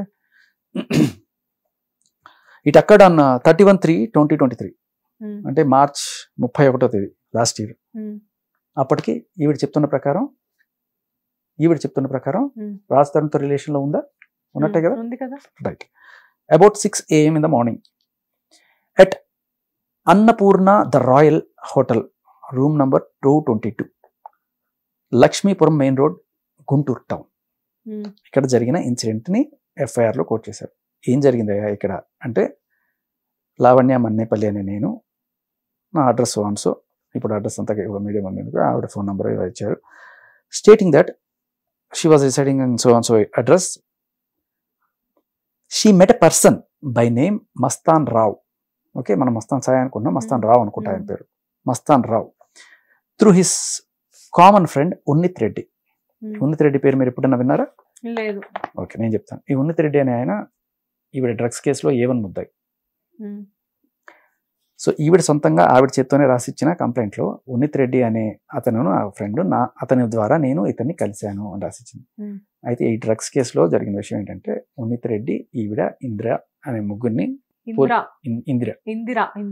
ఈ ముగ్గురిని పోలీసులు పట్టుకోవడానికి వెళ్ళినప్పుడు వాళ్ళిద్దరూ అబ్స్కాండ్ అయ్యారు, ఉన్నిత్ రెడ్డి అండ్ ఇందిర. ఈవిడ దొరికిపోయింది. ఈవిడ దగ్గర 4 గ్రాముల మెత్త దొరికింది. యాక్చువల్గా ఈవిడ దగ్గర 5 గ్రాములు ఉంటే 1 గ్రామ్ కన్జ్యూమ్ చేశారు. ఓకే, ఇది కూడా ఆవిడ స్వహస్తాలతో కన్ఫెషన్ రిపోర్ట్ మన నార్సింగి పోలీస్ స్టేషన్లో ఉంది. మీకు ఆ కన్ఫెషన్ రిపోర్ట్ కూడా నేను కావాలంటే చదువుతాను, తీసుకోవచ్చు. ఓకే, అది పక్కన పెట్టండి. ఈ ఎఫ్ఐఆర్ దగ్గరికే వద్దాం ఇప్పుడు. ఓకే, డ్రగ్స్ కేసు తర్వాత రాజ్ ఏం చెప్తున్నాడు? ఒకటి డ్రగ్స్ కేసు, ఒకటి ఇది మస్తాన్ సాయితో అక్రమ సంబంధం. సో ఈ ఉన్నిత్ రెడ్డి అనే కామన్ ఫ్రెండ్ ద్వారా మస్తాన్ నాకు పరిచయం అయ్యాడు. And then he followed me for some time saying he is loving me. Okay, after 1 month I accepted him. Okay, after 1 month already రాస్తూ ఉన్న టైంలోనే కదా ఆవిడే రాసింది. ఇది గుంటూరు పోలీస్ స్టేషన్లో ఒక మాట, హైదరాబాద్ పోలీసులో ఒక మాట. ఎందుకంటే ఆంధ్ర పోలీసులకి ఇచ్చింది తెలంగాణ పోలీసులకు తెలియదు అనుకుంటుందా? ఓకే, ఏం చెప్తుంది? నేను 11 ఏళ్ళ నుంచి రిలేషన్లో ఉన్నానంటుంది. మరి మధ్యలో ఈ రిలేషన్ ఏంటి? ఓకే, సో 1 month నా ఎంబడబడ్డాడు. తర్వాత నేను accepted him. And from then we both meet in my home. ఎక్కడ ఇప్పుడు ఏ కుక్కలు అయితే ఉన్నాయి అదే అతను చెప్తున్నాడు, అదే ఈవిడ కూడా రాసింది. వాళ్ళు ఏం చెప్తున్నారు? మీడియా ముందుకు వచ్చి చూపించు, వచ్చిన ఇది చూపించు, అది చూపించు, నీకు ఓటీపీ వస్తుంది, నీకు తెలియకుండా అతను వస్తాడా లోపలికి అని చెప్పి నిన్నే వాళ్ళ లాయర్ దిలీప్ శంకర్ గారు అన్నారు. అంటే నేను అడిగేది ఏంటంటే, అంతకుముందే ఆవిడ ఒక స్టేట్మెంట్ ఇచ్చింది, ఆయన ఫోను నా ఫోను సింక్లో ఉంటాయండి, ఎప్పుడు ఆయన ట్రాన్సాక్షన్స్ని, ఆయన స్విగ్గీ ట్రాన్సాక్షన్స్ నాకు ఎలా తెలుస్తాయి, లేకపోతే మా ఇద్దరు ఈమెయిల్స్ సింక్లో ఉంటాయి, ఆయన ఓటీపీలు గీటీపీలు అన్నీ నాకు కూడా వస్తుంటాయి. సో అలా నీకు కూడా వస్తుంది ఓటీపీ. దాంట్లో పెద్ద ఆయన ఓటీపీ వచ్చినా రాకపోయినా once you decided to move on and Raj Tarun allowed. Raj Tarun ఏమైనా సరే నేను మూవ్ ఆన్ అయిపోతున్నట్టే సరే పో అనుకున్నాడేమో, ఈ అదరగండ నేను భరించలేక సరే వెళ్తుంది అనుకున్నాడేమో. So for whatever reason ఆవిడ చెప్పింది, ఆవిడ సొంత అక్షరాల్లో ఆవిడ రాసిచ్చిన ఇదేంటంటే, ఈ మస్తాన్ సాయి అనే అతనితోటి నేను మా ఇంట్లో కలిసి ఉన్నాం. అదే రాజ్ తరుణ్ కూడా చెప్తున్నాడు. కలిసి అదే రాజ్ తరుణ్ ఏం చెప్తున్నాడు మీరు గమనించండి. కింద నేను ఉంటాను, పైన మస్తాన్ సాయి ఈఎంఐ అని ఇంకా కొంతమంది ఫ్రెండ్స్ ఉంటుంటారు, వాళ్ళ రచ్చ నేను భరించలేక నేను వదిలేసి వచ్చేసాను అని చెప్పి సరే ఉన్నాను. When she got to Hyderabad, when I got to Hyderabad to this flat in ఆయన ఫ్లాట్కి వెళ్ళిందట. ఎవరు? మస్తాన్ ఫ్లాట్కి. అది యూఫోరియా ఏదో ఫ్లాట్ నెంబర్ వేశారు. అండ్ అక్కడికి వెళ్ళిన తర్వాత తెలిసిందంటే వీడికి he had some affairs with other girls అని చెప్పి. Okay, he records videos of them. అట్లాంటి వీడియోస్ ఎవరు రికార్డ్ చేస్తాడు అది ఏం తెలిసింది. అంతేకాకుండా she also came to know that he is married. Mastan సాయికి ఆల్రెడీ పెళ్ళయింది అనే విషయం కూడా తెలిసిందట ఆవిడకి. సో అప్పుడు నేను క్వశ్చన్ చేశాను, I questioned him. He accepted that I am married and he apologised. Okay, అయిన తర్వాత అండ్ ఆఫ్టర్ దట్ అయినా కూడా వీళ్ళు ఫ్రెండ్లీగానే ఉన్నారు. ఆఫ్టర్ దట్ బ్రేకప్ అని ఎక్కడ రాయాల. Then he invited her to high sister's marriage. ఇది ఎప్పుడు? 22 మార్చ్ 2023లో వాళ్ళ చెల్లి పెళ్ళి ఉంటే ఇన్వైట్ చేశాడు. So she came to Guntur. ఈవిడ ఇన్వైట్ చేశాడు కదా మస్తాన్ సాయి అని చెప్పి గుంటూరుకి వెళ్ళింది ఆ సిస్టర్ పెళ్ళికి. And stayed in Royal Anupama hotel room number 217. ఆవిడే రాసిచ్చింది. ఓకే, అంటే మస్తాన్ సాయి ఈవిడ ఎన్ని రోజులు, 2-3 రోజులు, వారం రోజులు ఆ రాయల్ హోటల్లో ఉన్నారు, అనుపమ రాయల్ హోటల్లో ఉన్నారు. ఇప్పుడు ఈవిడ చెప్తున్న ఒక మాట, మాల్వి మల్హోత్రాను రాజ్ తరుణ్ పలానా హోటల్లో ఉన్నారని చెప్తాను, చెన్నైలో. అవునా? అది చాలా తప్పు అని చెప్తాను కదా కదా కదా, తప్పే కదా. సరే వినండి, కంప్లీట్ చేయనివ్వండి. So she came to Guntur and stayed in that hotel, but denied to take her to the marriage. అక్కడే రూమ్లోనే ఉండు, మ్యారేజ్కి రావద్దు అని చెప్పాడట. ఓకే, ఇన్వైట్ చేశారు కదా మరి. ఇన్వైట్ చేశాడు, చెల్లి పెళ్ళి ఉందని చెప్పి ఇన్వైట్ చేశాడు, వచ్చింది, రూమ్లో ఉన్నారు, పెళ్ళికి వెళ్ళలేదు, అక్కడే ఉన్నారు అని చెప్తాను. అంటే ఏంటంటే ఆవిడ మ్యారేజ్కి వచ్చినట్టు సాక్ష్యం లేకపోవచ్చు, అందుకని ఇలా రాసి ఉండొచ్చు. మ్యారేజ్కి వచ్చానని చెప్తుంది, మ్యారేజ్కి వచ్చావా లేదా జస్ట్ తనతో ఉండడానికి వచ్చావా అని అడుగుతారు కదా. అయితే మ్యారేజ్కి వచ్చిన వీడియో ఏమైనా చూపించాను అని అనొచ్చు కదా, కాబట్టి నన్ను తీసుకెళ్ళలేదు అని చెప్పి ఉండొచ్చు, ఫర్ వాట్ ఎవర్ రీజన్. ఆవిడ రాసిందే మాట్లాడదాం. సో ఆన్ 28/3/2023 అంటే సో 22 పెళ్ళి అయితే అప్పుడు వచ్చింది, 28 అంటే ఆల్మోస్ట్ 6 రోజులు అక్కడే ఉన్నారు, ఆ హోటల్లోనే ఉంది ఆవిడ. ఈయన వస్తూ పోతూ ఉంటాడేమో. 28వ తేదీ 222 రాయల్ అనుపమ హోటల్, అంటే 270లో ఉన్నారు ఫస్ట్, తర్వాత షిఫ్ట్ అయ్యి 222కి వచ్చినట్టున్నారు. వచ్చారు 28వ తేదీ ఈ రూమ్కి షిఫ్ట్ అయ్యారట. తర్వాత 31వ తేదీ పొద్దున 6 గంటలకి Mastan Rao came and beat her with hands brutally. ఎందుకు రాయలా?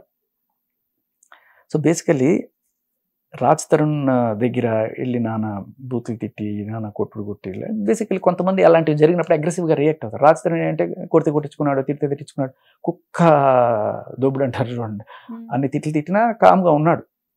But Mastan Sai is not a Tommy, he's tiger. అలా ఇప్పుడు ఇప్పటికంటే డ్రగ్ అబ్యూజ్ ఉంది, and Mastan Sai, ఉన్నిత్ Reddy who is A1 in the drugs case, we can't rule out that they have taken drugs or something. And drugs or alcohol తీసుకున్నప్పుడు ఆవిడ behaviour ఎలా ఉంటుందో మనం చూసాం. అదే బూతులు ఈయన తిట్టుంటే ఈయన అగ్రెసివ్ అయిపోయి ఆవిడ తల మీద పగలగొట్టుండొచ్చు. See the possibility is that. So he hit brutally, అంటే రీజన్ రాయకుండా నన్ను కొట్టాడు. So I'm just guessing this could have happened కాకుండొచ్చు, బట్ ఆవిడే చెప్పాలి దీనికి సమాధానం. And scolding her in filthy language, అంటే బూతులు తిట్టాడు మస్తాన్ సాయి, నన్ను పచ్చి బూతులు తిట్టాడు. ఎలా ఈవిడ తిట్టిందే అలాంటి బూతులు అనమాట. ఓకే, సో అలాంటి బూతులు ఆవిడ మాత్రమే తిట్టచ్చు, వేరే వాళ్ళు తిడితే పోలీస్ కంప్లైంట్లు వెళ్తాయి. Okay, after that Mastan taken her cell phone and erase all the data. ఇంకేమైనా సాక్ష్యాలు వస్తుందని సెల్ ఫోన్స్ అన్ని ఎరేజ్ అయిపోయినాయి, ఏ సాక్ష్యాలు లేవు అని చెప్పడానికి. And formatted 11 AM she came to and also forcibly raped. He raped me, he try to kill me, అంటే sections rape, attempt murder. Mastan Sai ఈమెను ఫోర్స్ఫుల్లీ రేప్ చేశాడట. మరి అంతకుముందు 6 days వీళ్ళు కలిసి ఉన్నారుగా. అప్పుడు దాకా నాకు ఇష్టం, ఇవాళ నాకు ఇష్టం లేదంటే నువ్వు ఎట్లా చేస్తావు? అంతే, ఒకరోజు ఇష్టం లేదు అంటే, ఇప్పుడు మీరు 11 ఏళ్ళు కలిసి ఉన్నారు, ఒకరోజు నాకు ఎందుకు నచ్చలేదు, నేను వద్దన్నాను అన్నప్పుడు ఏం చేయాలి? వెళ్ళిపో, లేకపోతే రేప్ కేసే కదా. ఆవిడ లెక్క ప్రకారం 6 రోజులు కలిసి ఉన్నారు, 7వ రోజు నువ్వు నాకు నచ్చలేదు వద్దంటే వద్దు. When she says no, see అందరు నేర్చుకోండి, ఎవరన్నా సరే, మీరు 10 రోజులు కాదు 11 ఏళ్ళు కాదు 50 ఏళ్ళు ఉండండి, ఒక రోజు వద్దు అంటే ఆవిడ ఆగండి, లేకపోతే సరే రేప్ చట్టం ప్రకారం. రైట్. అండ్ ఒకవేళ పెళ్ళి అయితే మార్షల్ రేపు, కాకపోతే ఈ రేపు, అంతే కదా. సో అదే నేను ఇప్పుడు రాజ్ తరుణ్ విషయంలో కూడా, రాజ్ తరుణ్ ఇన్నేళ్ళు ఉండి ఈరోజు సడన్గా నాకు వద్దన్నాడు, నిన్ను వద్దంటే నువ్వు బలవంతంగా చేస్తే అది రేపే కదా. నాకు రాజ్ తరుణ్ కావాలి, నాకు రాజ్ తరుణ్ కావాలంటే మగాడిని రేప్ చేయడమే కదా ఇది, కాదా? మగాడికి ఏ సెక్షన్ లేవు, అడిగేవాడు లేడు, కుక్క బతుకు. అంటే ఆవిడ ఏమనుకుంటుందంటే 15 కుక్కలు కాదు +1 16 కుక్కలు ఉన్నాయనుకుంటున్నాను. మీరు అసలు మరీ దారుణంగా చెప్తున్నారు. ఓకే, నేను చెప్తాను ఫైనల్గా. సో ఇప్పుడు ఆయన మీద పడ్డ సెక్షన్లు ఏంటంటే 376, 307, 323, 506, 509, attempt to murder, attempt to రేపు, క్రిమినల్ ఇంటిమిడేషను, ఇంకా నేను నాకు గుర్తులేవు ఏదో. ఇవన్నీ ఎంతకాలం అవుతుంది ఎఫ్ఐఆర్ ఫైల్ చేసి? లాస్ట్ ఇయర్ కదా? లాస్ట్ ఇయర్ ఫైల్ చేశారు. ఓకే, లాస్ట్ ఇయర్ ఏ మంత్ లో చెప్పారు మీరు నాకు? మార్చ్ లో ఫైల్ చేశారు ఎఫ్ఐఆర్, అంతా బానే ఉండింది. గుంటూరు పట్టాభిపురం. మీకు ఎవరికైనా కావాలంటే ఎఫ్ఐఆర్ నంబర్ చెప్తాను, మీరు సంపాదించుకోవచ్చు, నేను కాపీ ఇస్తాను, మీరు చూపించండి. మార్చ్ లో ఎఫ్ఐఆర్ ఫైల్ అయితే 2023 అక్టోబర్ లో ఆ కాల్ మాట్లాడడం జరిగింది. ఐడియా ఉందా మీకు? అక్టోబర్ లో కాల్, మార్చ్ లో ఎఫ్ఐఆర్ ఫైల్ అయిన అబ్బాయితో మళ్ళీ అక్టోబర్ లో ఎలా కాల్ మాట్లాడారు ఆవిడ? అదే కదా, అంటే ఏం జరిగింది నేను మిమ్మల్ని అడుగుతున్నాను. అప్పుడు నిజంగానే రేపు జరిగిన ఇంత దారుణం జరిగితే మళ్ళీ వాళ్ళతో కలిసి ఉంటారు ఎవరన్నా? అసలు పైగా ఆవిడ పోలీస్ కేసు కూడా పెట్టారు కదా, ఎఫ్ఐఆర్ ఫైల్ చేశారు కదా. అంత అయిన తర్వాత కూడా వాళ్ళతో ఎందుకు కలిసి ఉన్నారు? ఇది నిజంగానే కొంచెం ఆలోచించాల్సిన విషయం. ఇది పక్కన పెడితే ఇప్పుడు మస్తాన్ సాయి కొన్నాళ్ళ క్రితం ఆర్టీవీలో ఒక ఇంటర్వ్యూ ఇచ్చాడు. ఆ యాంకర్ పక్కన కూర్చొని మస్తాన్ సాయి కాల్లో మాట మీరు వినుంటే ఆ కాల్లో, ఇగో మీకు ఎందుకంటే మస్తాన్ సాయితో నేను మాట్లాడుతాను, నాకు అక్కడ అంటగడతారండి, మస్తాన్ సాయి చెప్పు అంటే, అయ్యయ్యో మాకేం లేదండి, మాకు అట్లాంటి సంబంధం ఏం లేదు అని చెప్పి మస్తాన్ సాయి అన్నాడు. ఓకే, ఇంకా గట్టిగా అయితే ఒక నాకు బ్రదర్ లాంటి వాడన్నా అని ఉండొచ్చేమో. సో అలా అంటే నాకు ఏ సంబంధం లేదు అని చెప్పిన వాళ్ళిద్దరూ టీవీ ముందు అంటే ఇది ఎవరికి తెలియదు, మనం ఎంతైనా బొంకచ్చు అనుకుంటున్నారు. రైట్ నో ఇది వచ్చింది, ఈ వాళ్ళే నేను తెప్పించాను, ఇన్నాళ్ళు కష్టపడ్డా దీనికోసం నేను. ఇక్కడి నుంచి పట్టుకొచ్చారండి. ఇదే నా పని. నా కేసులో నాకు నేర్పించిన అనుభవంతో ఎలా పట్టు రావాలి ఏవన్నీ ఇదే కదా, ఇంకా వస్తాయి, ఇంకా చాలా వస్తాయి. దీనివల్ల ఏంటంటే మీ టైం చాలా సేవ్ చేస్తాను నేను. ఇప్పుడు ఏంటంటే మస్తాన్ సాయిని పిలిచి డిబేట్ పెట్టాలా, మస్తాన్ సాయి నాకు లేదంటాడు, ఉందంటాడు, మా ఇద్దరి మధ్య లేదంటాడు, ఇవన్నీ ఎందుకు? ఆ అమ్మాయి స్వహస్తాలతో రాసిచ్చిన కంప్లైంటే ఉండగా ఇంక ఇన్ని డిబేట్లు, లై డిటెక్టర్ టెస్ట్లు అవసరమా? సరే ఓకే, నేను మిమ్మల్ని ఒక్కటే క్వశ్చన్ అడుగుతాను డైరెక్ట్ గా. ఇప్పుడు ఇంత జరిగింది, ఈ రచ్చంతా రాస్తారని ఆల్రెడీ తెలిసే ఉంటుంది. ఆయన చూపించాడు నాకు, ఇదిగో ఎఫ్ఐఆర్ అని. సరే చూపించారు కదా, మళ్ళీ అదే రాస్తారు. నా అమ్మాయిని ఇంటికి ఎందుకు రానిచ్చారు? అమ్మా మీకు అర్థం కావట్లేదు, ఆవిడ అక్కడే ఉంటుంది. ఒక విడదీయరాని బంధం ఏంటంటే కుక్కలు ఉన్నాయి.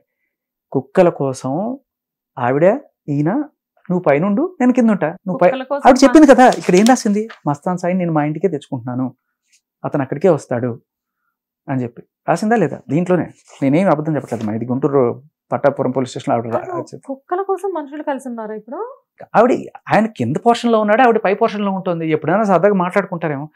ఇప్పుడు ఏంటంటే కొంతమంది కొట్టుకొని రక్తాలు వచ్చేలాగా విడిపోతుంటారు, కొంతమంది పీస్ఫుల్ గా మాట్లాడుకుని విడిపోయాం అనుకుంటారు. ఇక్కడ పాయింట్ ఏంటమ్మా, రాజ్ తరుణ్ రంకంట కట్టాడు అన్నం కూడా కరెక్ట్ కాదు. రాజ్ తరుణ్ ఈస్ క్లియర్లీ ఆయన ఏం చెప్పాడంటే, అమ్మాయిని నేను తప్పు పట్టను, నాకు బ్రేకప్ అయిపోయింది, తర్వాత మస్తాన్ సాయితో ఉంటుంది అంతే, దాంట్లో తప్పేం లేదు. బ్రేకప్ అయిపోయింది, ఇంకోళ్ళతో రిలేషన్లో ఉన్నా తప్పలేదు. ఈ క్యారెక్టర్ అసాసినేషన్ ఎవరు చేసుకున్నారు? ఆవిడే చేసుకుంది. లేదు నాకు అతనితో బ్రేకప్ కాలేదు, నేను అతనితోనే ఉంటున్నాను అన్నప్పుడు ఇదేమవుతుంది? నిజానికి జరిగింది రాజ్ తరుణ్ చెప్పింది కాబట్టి అమ్మాయి ఇంత దారుణంగా రాజ్ తరుణ్తో ఉంటూ ఇతనితో ఉంది అని మనం అంత దారుణంగా అనుకోకర్లా. రాజ్ తరుణ్తో అయిపోయిన తర్వాతే ఇతనితో ఉంటున్నప్పుడు వాళ్ళ మధ్య జరిగిన గొడవ, ఆమె చెప్పింది ఏదైనా వినకపోతే కేసులు పెట్టడం వాడికి అలవాటు కాబట్టి ఇలా అతని మీద కేసు పెట్టింది. తర్వాత వాళ్ళు ఏదో మళ్ళీ కాంప్రమైజ్కి వచ్చారు. బట్ మనం తెలుసుకోవాల్సింది చాలా క్లియర్గా ఏంటంటే, రాజ్ తరుణ్ చెప్పింది అక్షర సత్యం. కానీ తను చెప్పడం ఏంటంటే, లాస్ట్ 3 months వరకు కూడా మేము చాలా హ్యాపీగా ఉన్నాము. 3 months నుంచి ఈ మూవీ ఎప్పుడైతే బిగిన్ అయిందో ఈ మిడిల్లో నుంచే కదా ఇలా ఆవిడ చెప్పిన మాటలన్నీ మీరు నిజాలని ఇప్పటికీ నమ్ముతున్నారు. ఎందుకంటే కళ్ళ ముందే, అంటే నాకు ఇక్కడ ఈ స్టూడియో చూస్తే వాళ్ళే కనబడుతున్నారు. అక్కడ ఆ మస్తాన్ సాయితో ఆ అమ్మాయి మాట్లాడించిన కాలు, ఆర్టీవీ యాంకర్ వాళ్ళిద్దరు, లేదు నాకేమైనా సంబంధం అంతా లేదు, మన ఇద్దరి మధ్య ఏం సంబంధం ఉంది, లేదు ఎందుకు అట్లా చెప్తున్నాడు రాజ్ తరుణ్, మరి మీ ఇద్దరు లేకపోతే అంటే ఏమో అతను ఎందుకు చెప్తున్నాడు, మేము జస్ట్ ఫ్రెండ్సే అని చెప్పి ఇంత క్లియర్గా ఇక్కడ ఉన్నప్పుడు, అంత క్లియర్గా వాళ్ళు అక్కడ చెప్తున్నప్పుడు, అంటే వాళ్ళు చెప్పేదానికి ఒట్టేసి ఒక మాట, ఒట్టేయకుండా ఒక మాట చెప్పనన్నట్టు అలా ఇప్పుడు ఆవిడ చెప్పే మాటలను మీరు ఏ రకంగా నమ్ముతారమ్మా? మీకే ఎఫ్ఐఆర్ దొరికినప్పుడు ఆవిడ తరపు లాయర్ ఎవరైతే ఉన్నారో కళ్యాణ్ దిలీప్ సుంకర, ఆయనకి ఎఫ్ఐఆర్ దొరకకుండా ఈవిడ చెప్పుండకపోవచ్చు కదా. ఈవిడ ఇదొకటే కాదు, అంటే నేను అన్ని సగానికి సగం ఆవిడ మాటల్లో నుంచే తీసుకున్నాను. ఆవిడే ఒకసారి 4 కేసులు ఉన్నాయి మేము పరిష్కరించుకుంటాం అని చెప్పింది. మిగతా 3 ఎఫ్ఐఆర్లు తెప్పిస్తాం ఎక్కడున్నాయో, దాంట్లో ఇంకేం బయటపడతాయో. సో ఆవిడ మీడియా ముందుకు వచ్చి ఆవిడ ఏదో ఫ్రస్ట్రేషన్ తో చెప్పే మాటలని మీరు క్యాచ్ చేసేస్తున్నారు. అయితే అదేమ్మా, మీరు ఒక జర్నలిస్ట్ గా మీరు ఊరికే విని అయ్యో ఆడుకూతురు ఏడుస్తుంది అని చెప్పి అనడం కాకుండా, ఈ should read in between the lines. అమ్మాయి ఏం చెప్తుంది, అడగాల్సిన క్వశ్చన్స్ అడగాలి. మీరు అడుగుతున్నాం, ప్రతిదీ అడుగుతున్నాం. బట్ తనేం చెప్తున్నారు అంటే, నేను ఇప్పుడు ఇలాంటివి జరిగినప్పుడు రాజ్ నాతో ఇంతకాలం ఎందుకుంటాడు, 3 నెలల క్రితం వరకు రాజ్ నాతోనే ఉన్నాడని చెప్పారు. అమ్మా మీకు అదే అంటున్నా, ఆవిడ అలా చెప్తేనే కదా కేసు నిలబడేది. సింపుల్. ఇప్పుడు ఈయన మీద కేసు పెట్టిన తర్వాత ఇంత దారుణంగా ఒకటి మీద రేప్ కేసు, మర్డర్ కేసు, ఇన్ని కేసులు పెట్టిన తర్వాత ఒకడు మళ్ళీ వచ్చి నీకు ఫర్గా ఎందుకు మాట్లాడతాడు? ఒక మాట చెప్పండి. ఎందుకు మాట్లాడుతున్నాడు చెప్పనా? నీ మీద కేసులన్నీ నేను తీసేస్తాను, కాంప్రమైజ్, కానీ నువ్వు నాకు ఒక హెల్ప్ చేయి, టీవీలో వచ్చి మనకు సంబంధం లేదని చెప్పు, చాలు, సెటిల్మెంట్ అయిపోయి మస్తాన్ సాయి ఎందుకు అలా మాట్లాడారని దానికి జస్టిఫికేషన్. సరే ఇదంతా సెటిల్మెంట్, మస్తాన్ సాయికి తినికి మధ్యన ఏదో జరిగింది, సో ఇదంతా సెటిల్మెంట్. ఓకే సరే, మరి లాస్ట్ టైం అక్టోబర్ లో కాల్లో మరి మస్తాన్ సాయితో ఈవిడెందుకు అలా మాట్లాడారు అంటే లైక్ నాకు ఒక మగాడు కావాలి, నాకు సపోర్ట్ కావాలి అని చెప్పి మాట్లాడింది ఆవిడ. Correct correct correct. మీరు జాగ్రత్తగా వినండి. అక్టోబర్ లో మాట్లాడిన కాల్ వింటే ఆవిడ ఏమంది, మస్తాన్ సాయి నన్ను ఎక్కడెందుకు పడేసావు, తీసుకెళ్ళిపో. మస్తాన్ సాయి పైన ఉంటున్నాడు, రాజస్థాన్ కింద ఉంటున్నాడు. ఇప్పుడు నేను ఒకటే మాట చెప్తానమ్మా, అందరూ కూడా ఈ ఎఫ్ఐఆర్ చూపించాను కదా అని చెప్పి ఆవిడ్ని తప్పుగా అనుకోకండి. కానీ ఆవిడ ఒక మనిషి మీద కక్ష కట్టి అది సాధించుకోవడం కోసం ఆవిడ చేసే తెలియకుండానే చేసే ప్రయత్నంలో ఆవిడ క్యారెక్టర్ ఆవిడే అసాసినేట్ చేసుకుంటుంది. నిజానికి రాజ్ తరుణ్ చెప్పిన వర్షన్లో షీఈస్ గుడ్ పర్సన్ అనే అంటే ఈ సైకియాటిక్ బిహేవియర్లో కేసులు పెట్టడం అనేది చేస్తుంది తప్ప, బట్ ఒకే టైంలో ఇద్దరు మనుషులతో ఇద్దరు మగవాళ్ళతో ఉన్నారు అంటే వాళ్ళ క్యారెక్టర్ మనం చాలా బ్యాడ్గా అనుకోవాల్సి వస్తుంది. కానీ అలా లేదా అమ్మాయి. రాజ్ తరుణ్తో అయిపోయిన తర్వాతే ఈ అబ్బాయితో ఉంది. కానీ అలా పెడితే రాజ్ తరుణ్ కేసు నిలబడదు. కాబట్టి రాజ్ తరుణ్తోనే నేను ఇన్నాళ్ళు ఉన్నానని చెప్పిన మాట ఆ అమ్మాయి ప్రకారం ఆ అమ్మాయి క్యారెక్టర్ని అసాసినేట్ చేసుకుంది. ఇప్పుడు నిజంగానే ఆ అమ్మాయి ప్రకారం తీసుకుంటే ఏంటి, ఆ అమ్మాయి ఇద్దరితో ఒకటే టైంలో ఉన్నట్టు కదా. రాజ్ తరుణ్తో ఇన్నాళ్ళు నేను రిలేషన్లో ఉన్నప్పుడు లాస్ట్ ఇయర్ మార్చిలో జరిగిన దీన్ని ఏ రకంగా నువ్వు ఎక్స్ప్లెయిన్ చేస్తావు? సరే నువ్వు కేసు వెనక్కి తీసేసుకుంటావు, నువ్వు రాసింది వెనక్కి పోదు కదా. నువ్వు కేసు వెనక్కి తీసుకుంటే దాని అర్థం ఏంటి? మస్తాన్ సాయి మీద ఛార్జెస్ తీసేస్తున్నావు. కానీ ఇది జరిగింది నిజమే కదా. మీరు రాజ్ తరుణ్తో ఈ విషయం గురించి డిస్కస్ చేశారా? మస్తాన్ సాయి విషయం గురించి చేశాను. ఏమన్నారు రాజ్ తరుణ్? ఏమన్నారు? నేను ఫస్ట్ పంపించు అయ్యా, ఎఫ్ఐఆర్ పంపించు, దాన్ని బట్టి నేను మొత్తం తీసుకుంటానంటే ఇదిగో అదిగో అన్నాడు. తర్వాత ఇది మీడియాలో అంటే నా కాల్తో పాటు కొన్ని వందల కాల్స్ వచ్చేసాయి కదా, చేస్తాన్నాడు. తర్వాత ఇంకా అయిపోయింది. వందల కాల్స్ వస్తే ఏం చేస్తారు, స్విచ్ ఆఫ్ చేసుకుని వెళ్ళిపోయాడు. ఇప్పుడు ఆన్ చేసినా కూడా 100 మంది తరుగుతున్నారు రాజ్ తరుణ్ని. ఒకరికి చెప్పి ఒకరికి చెప్పకపోతే మళ్ళీ కోపం వస్తుంది. ఇంకా నేనే నా కష్టాలు నేను బట్టి నాకున్న పోలీస్ ఫ్రెండ్స్ ఇంకా వాళ్ళతో వీళ్ళతో మాట్లాడి. సరే ఇదంతా వదిలేసేయండి, అసలు రాజ్ గురించి చెప్పండి. రాజ్ తరుణ్కి మల్వి మల్హోత్రాకి నిజంగా అఫైర్ ఉందా? అదే అమ్మా, ఇప్పుడు ఆయన కళ్యాణ్ దిలీప్ శంకర్ గారు వీరి లాయర్ చెప్పినట్టు ద్వితీయ శ్రేణి ఆధారాలని పరిగణలోకి తీసుకొని కోర్టు వారు ఇది నమ్మాలి అంటున్నారు. ద్వితీయ శ్రేణి ఆధారాలు ఏంటంటే స్విగ్గీ బిల్లులు, లేకపోతే వీళ్ళు స్విగ్గీ బిల్లు ఇద్దరు కలిసి ఉన్నారు అనుకుందాం. కలిసి ఉంటే సంబంధం ఉన్నట్ట మీరే చెప్పండి. ఇద్దరు కలిసి ఒక చోట తిన్నాం, సంబంధం ఉన్నట్ట? అలా ఏమి ఉండదు. అలా కాదు, నేను చెప్పేది ఏంటంటే ఇద్దరు కలిసి ఉండి కలిసి తింటే సంబంధం ఉండదు. ఇద్దరు కలిసి ఒకటే లాడ్జిలో ఉన్నారు అని కూడా ఈవిడ ఆరోపించింది. ఒకటే లాడ్జా, ఒకటే రూమ్? ఒకటే రూమ్ కూడా అనుకుందాం. సరే, అప్పుడు వీ హ్యావ్ ఎ డౌట్, అవునా? కొంతమంది అనుకుంటారు. కానీ ఈవిడి ప్రకారం, ఎవరి ప్రకారం, ఎవరైతే న్యాయం కోరుతున్నారో ఆవిడకి ఒక న్యాయం ఉంది. అదేంటి అంటే రాజ్ తరుణ్ కాల్లో, అదే మొన్న ప్రజెంట్ చేసిన కాల్లో, మస్తాన్ సాయి ఇవాళ ఈ ఒక్క రాత్రి నాతో ఉండలేవా, వచ్చి రా ఈ ఒక్క రాత్రి నాతో ఉండు అని చెప్పి అన్నది.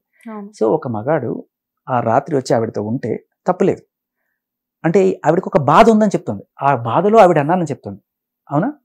ఆవిడ ఆ బాధలో అన్నం తప్పులేనప్పుడు ఈ పాప మాల్వి మల్హోత్రాకి ఏం బాధ వచ్చిందో, ఆవిడ కూడా రాజ్ తరుణ్ రా నాకు బాధ ఉంది, ఈ ఒక్క రాత్రి నాతో ఉండలేవా అని ఉంటుందేమో. పాపం నువ్వు ఎంత మంచిగా మస్తాన్ సాయి వచ్చి నీకు ఉంటున్నాడు, రాజ్ తరుణ్ కూడా అలాగే మంచిగా ఇల్లు ఉన్నాడు అనుకోవచ్చు కదా. ఎక్కడి నుంచి ఎక్కడ కనెక్ట్ చేస్తున్నారు మీరు? అంతే కదమ్మా, నీకు ఒక న్యాయం నాకు న్యాయం కాదు కదా. ఆప్ కరేతో బలాత్కార, ఆప్ కరేతో చమత్కార, మై కరేతో బలాత్కార అలా కాదు కదా. ఆల్రెడీ ఇక్కడ ఒక తప్పు అని చెప్పేసి ఇక్కడ క్లియర్ గా కనబడుతుంటే మీరు మనం కనబడడం వేరు అమ్మా. నువ్వు న్యాయం అడిగేదానికి నీ న్యాయమే నేను నీకు చెప్తున్నాను. నువ్వు న్యాయం అడిగావు, నీ న్యాయం ప్రకారం ఒక అబ్బాయి అమ్మాయి రాత్రిపూట కలిసి ఉన్నా, రాత్రంతా నీతో కలిసి ఉన్నా నువ్వు అడిగినా తప్పు లేనన్నప్పుడు ఆ అమ్మాయి రమ్మన్నప్పుడు మా దృష్టిలో తప్పు, నీ దృష్టిలో మా దృష్టిలో కొంచెం తేడాగా చూస్తాం. మనం అందరం కుచిత స్వభావం, వాళ్ళకున్న మెచ్యూరిటీ మనకు లేదు, మీరు అర్థం చేసుకున్నది. కాకపోతే ఆరోపణ వేయడానికి నువ్వు చేస్తే తప్పు, నేను చేస్తే ఓకే. సో ఇదంతా కాదు అసలు. ఇప్పుడు జనరల్ గా ఏంటంటే నేనేమంటున్నానంటే ఇప్పుడు ఫైనల్ గా ఈ ఎఫ్ఐఆర్ అనేది 100% నిజమే అంటారు మీరు? అయ్యో మీరు చెక్ చేసుకోండి, మన ఎఫ్ఐఆర్ నంబర్ నేను చెప్తాను. అయ్యో ఈయన పూర్తి పేరు కూడా వచ్చింది, రవి బావాజీ మస్తాన్ రావు ఈయన పేరు. ఓకే, ఇంకెందుకు లేండి వాళ్ళ నాన్న పేర్లు అవన్నీ చెప్పడం. కానీ సేమ్ సామాజిక వర్గం కూడా వీళ్ళది. అండ్ మీకు ఎఫ్ఐఆర్ నంబర్ చెప్తాను, అదొకటి చూసుకోండి చాలు. మీకు చెప్పచ్చో లేదో బట్ మీకు ఇస్తాను, మీరు చూసుకోండి. okay. Genuine, very genuine It's చెప్పండి. okay, it's okay. నాకు అది లీగల్ గా చాలా హైయెస్ట్ అఫీషియల్ నుంచి నేను తెప్పించాను. అసలు ఇప్పుడు మీ ఇంటెన్షన్ ఏంటి, అసలు మీరు ఏం చేద్దామని కేసు గురించి? ఏం లేదు, గేమ్ ఓవర్. ఇవాళతోటి What game game over? Over. ఎలా, హౌ? ఇన్నాళ్ళు నువ్వేం చెప్తున్నావు? రాజ్ తరుణ్ నాకు కావాలి. నీకు రాజ్ తరుణ్ ఎప్పుడు వస్తాడు? నువ్వు జెన్యున్ అయితే. నువ్వు జెన్యున్ కాదు, నువ్వు రాసిచ్చిందే ఉంది. సరే నేను జెన్యున్ కాదయ్యా, అయినా నాకు రాజ్ తరుణ్ కావాలి అంటావు. ఇంకా మనకేం రెస్పాన్సిబిలిటీ? నువ్వు నీతి మంత్రాలు అయితే మేము నీకోసం ఫైట్ చేస్తాం. వాడు అవినీతి పడ్డైనా కానివ్వండి, నీకు ఒక నీతి ఉంది పాపం, ఇన్నాళ్ళు పాపం ఆయన అంటి పెట్టుకుని నువ్వే వేరే వాడితో తిరిగేసి నేను వేరే వాడితో తిరుగుతాను అయినా కూడా నాకు వాడు కావాలంటే, అంటే వాడు తిరగలేదా, నేను తిరిగితే తప్పు వచ్చిందా? అంటే ఇద్దరు దొంగలు కొట్టుకుంటే మనకేంటంటే పని? ఇద్దరు నీతి లేని వాళ్ళకి మనం న్యాయం చేయాల్సిన పని మనకేంటి? 11 సంవత్సరాలు కలిసి ఉన్నారు అని చెప్పేసి చెప్తున్నారు తను. అండ్ ఇంకొక మధ్యలో ఏం చెప్పారంటే మాకు పెళ్లి కూడా అయింది అని చెప్పేసి చెప్తున్నారు. వన్స్ పెళ్ళైన తర్వాత ఇలాంటి అఫైర్స్ అనేది డెఫినెట్ గా అది 100% రాంగ్ అని నేను చెప్తాను. బట్ కానీ ఇక్కడ ఏం జరుగుతుందంటే పెళ్ళయింది, బట్ నేను మాట్లాడిన కాల్ ప్రకారం ఆవిడ మీరు ఎవరైతే పర్సన్ చెప్తున్నారో అతనికి ఈమెకి ఎటువంటి సంబంధం లేదని చెప్తున్నారు. ఫైనల్ గా మీరు ఇప్పుడు ఇంత చేసిన తర్వాత నమ్మకపోతే ఈ ఎఫ్ఐఆర్ అనేది మీరు ఇప్పుడు మా స్టూడియోకి తీసుకొని వచ్చారు. ఇంతకు ముందు వరకు నాకు ఒక 1 hour బ్యాక్ వరకు కూడా ఈ ఎఫ్ఐఆర్ ఎవ్వరికి తెలియదమ్మా. ఇప్పటిదాకా ఈ విషయం ఫస్ట్ మీ స్టూడియోలోనే బ్రేక్ అవుతుంది. అండ్ నేను చెప్పేది ఏంటంటే this is game over for her. ఇప్పుడు మీరు ఈవిడే స్వయంగా రాసిచ్చిన దీంతో వెళ్తే అందరు అడుగుతారు. ఇప్పుడు నేను ముందుకు తీసుకొచ్చాను కాబట్టి ప్రతి ఒక్కళ్ళు అడుగుతారు. ఇప్పుడు ఇన్నాళ్ళు లేదు అని బొంకింది. ఇప్పుడు వరకు ఎఫ్ఐఆర్ అనేది రాస్తారని ఒకసారి ఎఫ్ఐఆర్ అనేది ఒకసారి చూపించారు కదా మీడియాకి. కాకపోతే ఇలా అరటి పండు వలిచి నోట్లో పెట్టినట్టు నేను తీసుకొచ్చాను. ఆయన ఎఫ్ఐఆర్ ఉంది అని చెప్పి చూపెట్టారు. అండ్ ఇదొకటే కదమ్మా, అసలు ఈ అమ్మాయి ఇతను మస్తాన్ సాయి మీద పెట్టిన కేసు కూడా ఫాల్స్ కేసు. ఎందుకంటే వీళ్ళిద్దరూ కలిసే ఉంటున్నారు గత కొన్నాళ్ళుగా. అండ్ ఆవిడ అది యాక్సెప్ట్ చేయడమే ఆవిడకి గౌరవం. ఎందుకంటే ఇప్పుడు అది యాక్సెప్ట్ చేయకపోతే అందరూ ఏమంటారమ్మా, రాజధానితో రిలేషన్లో ఉంటున్నాను లేకపోతే పెళ్లి చేసుకొని ఉంటున్నాను అంటున్నప్పుడు అతనితో ఉంటూ ఇతను ఎలా ఉంటావు, అక్రమ సంబంధం పెట్టుకోని చెప్పి తిట్టరా? మీరు చెప్పండి, ఇందాక రాజ్ తరుణ్ మెంటాలిటీ గురించి చెప్పారు. రాజ్ తరుణ్ ఇలా అని చెప్పారు. మీరు అడిగారు రాజ్ తరుణ్కి మాల్వి మల్హోత్రాకి సంబంధం ఉందా అంటే నేను ఆవిడ పరంగానే ఆవిడ న్యాయమే చెప్పాను తప్ప నన్ను అడిగితే నో. ఎందుకంటే మాల్వి మల్హోత్రా చాలా క్లియర్గా చెప్పింది. అండ్ అలాగే రాజ్ తరుణ్ చాలా క్లియర్గా చెప్పాడు. ఇంకేం కావాలి? మనం ఏదన్నా అప్పుడప్పుడు చేస్తుంటారు చూడండి కొంతమంది, వాళ్ళ బెడ్రూమ్లోను బాత్రూంలోను కెమెరాలు పెట్టుకొని చూసి చెప్పాలా మనం ఏమన్నా? వాళ్ళు నువ్వే ఒప్పుకున్నావు మస్తాన్ సాయితో ఉందని, వాళ్ళు ఒప్పుకోలేదు, నువ్వే ఒప్పుకున్నావు, నీకు ఇంతకన్నా ఎవిడెన్స్ ఏం కావాలి? మీ ప్రకారం మీరు చెప్పండి, అసలు మామూలుగా వీళ్ళిద్దరికి అంటే అసలు ఈఎంఐ మెంటాలిటీ ఎలాంటిది అనుకుంటున్నారు మీరు? అంటే మీరు ఇలాంటి కేసు ఒకటి ఆల్రెడీ అదే చెప్పాను, ఇదే మెంటాలిటీ. అంటే ఈ మెంటాలిటీ గురించి మీకు ఒక అంటే నాకు జరిగింది కాబట్టి అని మాత్రమే నేను అలా ఊహించాను తప్ప, బట్ నేను కొంత క్రెడిబుల్ ఎవిడెన్స్ కూడా గ్యాదర్ చేశాను. మీరు అది మిగతాది తీసుకురండి. అందరు జర్నలిస్ట్ కూడా నేను అదే చెప్తున్నాను. 4 ఏళ్ల క్రితం ఇంతకు ముందు కూడా దిలీప్ శంకర్ గారు ఒక మాట చెప్పారు.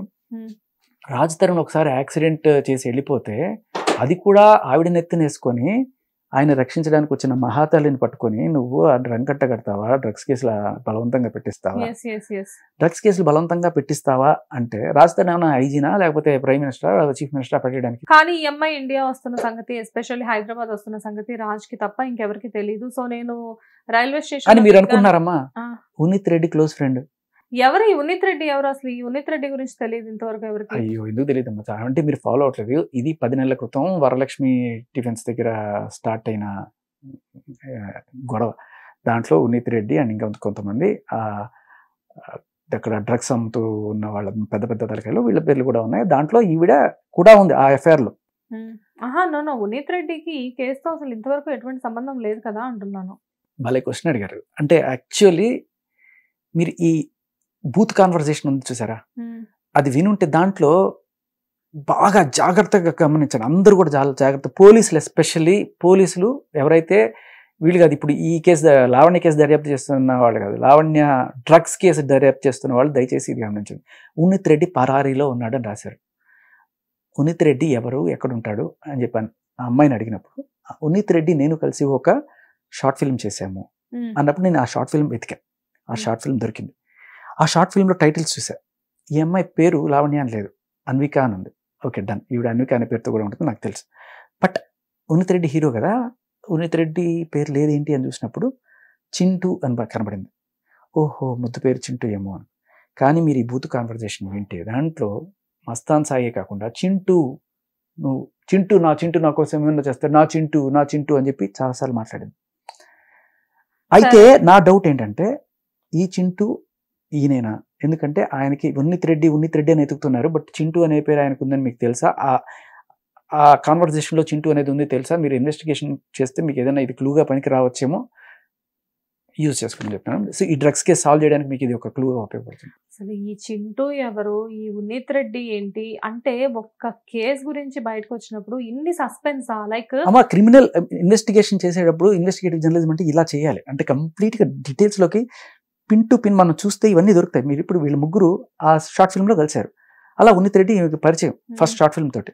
తర్వాత మెల్లగా డ్రగ్స్ అలవాటు చేశారు. అలవాటు చేసిన తర్వాత పెడ్లర్గా కూడా అంటే 1500కి అక్కడ కొనుక్కొని గోవా బెంగళూరులో కొనుక్కొని ఇక్కడ 6000కి విక్రయిస్తున్నారట. ఇది నేను చెప్పడం కాదు, ఆరోపణ కాదు, ఆవిడ కాన్ఫెషన్ స్టేట్మెంట్ పోలీసుల దగ్గర ఇచ్చింది. పట్టుకున్నారు. ఎక్కడి నుంచి వచ్చాయి నీకు డ్రగ్స్ అని అడిగితే ఉన్నిత్ రెడ్డి అతను తెచ్చిచ్చాడు. నాకు ఎంత 5 గ్రాములు తెచ్చిచ్చాడు. అందులో 1 గ్రామ్ ఏది మిస్సింగ్, 4 గ్రాములు ఉన్నాయంటే 1 గ్రామ్ కన్జ్యూమ్ చేశాం.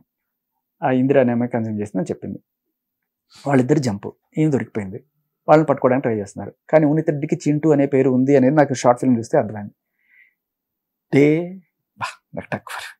దేవదాసు పెళ్లి చేసుకున్నాడు ఏదో సినిమా, అది పోలీస్ ఎఫ్ఐఆర్ లో కూడా ఉంది, అమ్మాయి మెన్షన్ చేసింది. సో ఇప్పుడు ఈ ఉన్నిత్ రెడ్డి అనే అతనితో కూడా ఈ అమ్మాయికి అఫైర్ ఉంది అంటారా మీరు? అసలు అంటే అమ్మా నేను నా చింటూ అని చెప్పేసి అది ప్రేమతో అని ఉండొచ్చు, లేకపోతే ఎందుకంటే నేను ఆ అమ్మాయి అంతటగా ఆ అమ్మాయి ఒప్పుకుంటే తప్ప నేను ఎవ్వరి అమ్మాయి మీద ఒక్క ఆరోపణ కూడా చేయట్లేదు. నేను ఇది కూడా ఆ అమ్మాయి రాసిచ్చిందే కదా, ఏదైనా సరే ఆ అమ్మాయి కాల్ రికార్డే కదా మాట్లాడి. నేను ఒక్క ఆరోపణ నా నోటితో నేను అనుకుంటున్నాను అంటే నేను ఒకటి ఆ సైకో బిహేవియర్ మాత్రం నాకు ఇక్కడ మ్యాచ్ అయింది. ఇది ప్రవోక్ చేస్తే వచ్చింది కాదు, ఇదే బిహేవియర్ ఆ లాడ్జ్లో మన మస్తాన్ సాయితో కూడా చేసి ఉంటుంది. అందుకనే మస్తాన్ సాయికి ఈఎంఐకి గొడవ ఉంటుంది. ఆవిడ డ్రగ్స్ మత్తులోనో లేకపోతే ఆల్కహాల్ మత్తు, ఇది మాత్రమే నేను ఊహిస్తున్నది తప్ప అది కూడా ఊహించడానికి ఒక సాలిడ్ సాక్ష్యం చెప్తానమ్మా. ఇందాక చెప్పాను కదా ఆవిడ అదేంటది కార్ యాక్సిడెంట్ అయినప్పుడు రాజ్ తరుణ్ వెళ్ళిపోతే నేనే ఆ కార్ యాక్సిడెంట్ చేశానని చెప్పిందని చెప్పి అంత ప్రేమ ఉంది ఆవిడకి, అది ఒప్పుకోవచ్చు. ఎంత ప్రేమ ఉన్నా కూడా ఒకసారి అక్రమ సంబంధం పెట్టుకున్న తర్వాత వాడు కాదు, has every right to move off. Okay ప్రేమ ఉంది, బట్ ఈ సైకో ప్రేమను తట్టుకోవడం కూడా కష్టం. నీకు ఎంత ప్రేమ ఉన్నా నువ్వు నన్ను కుక్కర్ని కొట్టి నేను తిట్టే పడితే ఉండాలి, లేకపోతే కేసులు పెడతానంటే ఎప్పుడు ఎన్నాళ్ళు ఎక్కువ రోజులు ఉండడు. మస్తాన్ సాయి తిరగబడ్డాడు, రాజస్థాన్ తిరగబడలేదంటే మస్తాన్ సాయి తిరగబడ్డాడు కాబట్టి మస్తాన్ సాయి మీద rape case, murder case. Rajasthan తిరగబడకుండా ఎన్నాళ్ళు ఉన్నాడు కాబట్టి మూసుకొని ఏ కేసులు లేకుండా భరించాడు. బట్ ఇవాళ డ్రగ్స్ కేసు వచ్చిన తర్వాత పారిపోయాడు అంటుంది కదా. మీకు కనెక్షన్ ఎక్కడెక్కడికో వెళ్ళిపోతున్నాయి, నేను చెప్తాను. నాకు నిజంగానే మీతో మాట్లాడుతున్నా కానీ లోపల నా బ్రెయిన్ లో ఏవేవో తిరుగుతున్నాయి. అంటే ఈవిడ ఒకసారి ఇంటర్వ్యూ బయటకు వచ్చిన తర్వాత ఇవన్నీ అసలు నా నంబర్ అడిగారట, ఒకసారి నాతో మాట్లాడదాము, అసలు ఎందుకు నేను ఇట్లా మాట్లాడుతున్నాను, ఎందుకు నాకు అగెనిస్ట్ గా మాట్లాడుతున్నాను అని అడగాలను లేకపోతే ఏదో.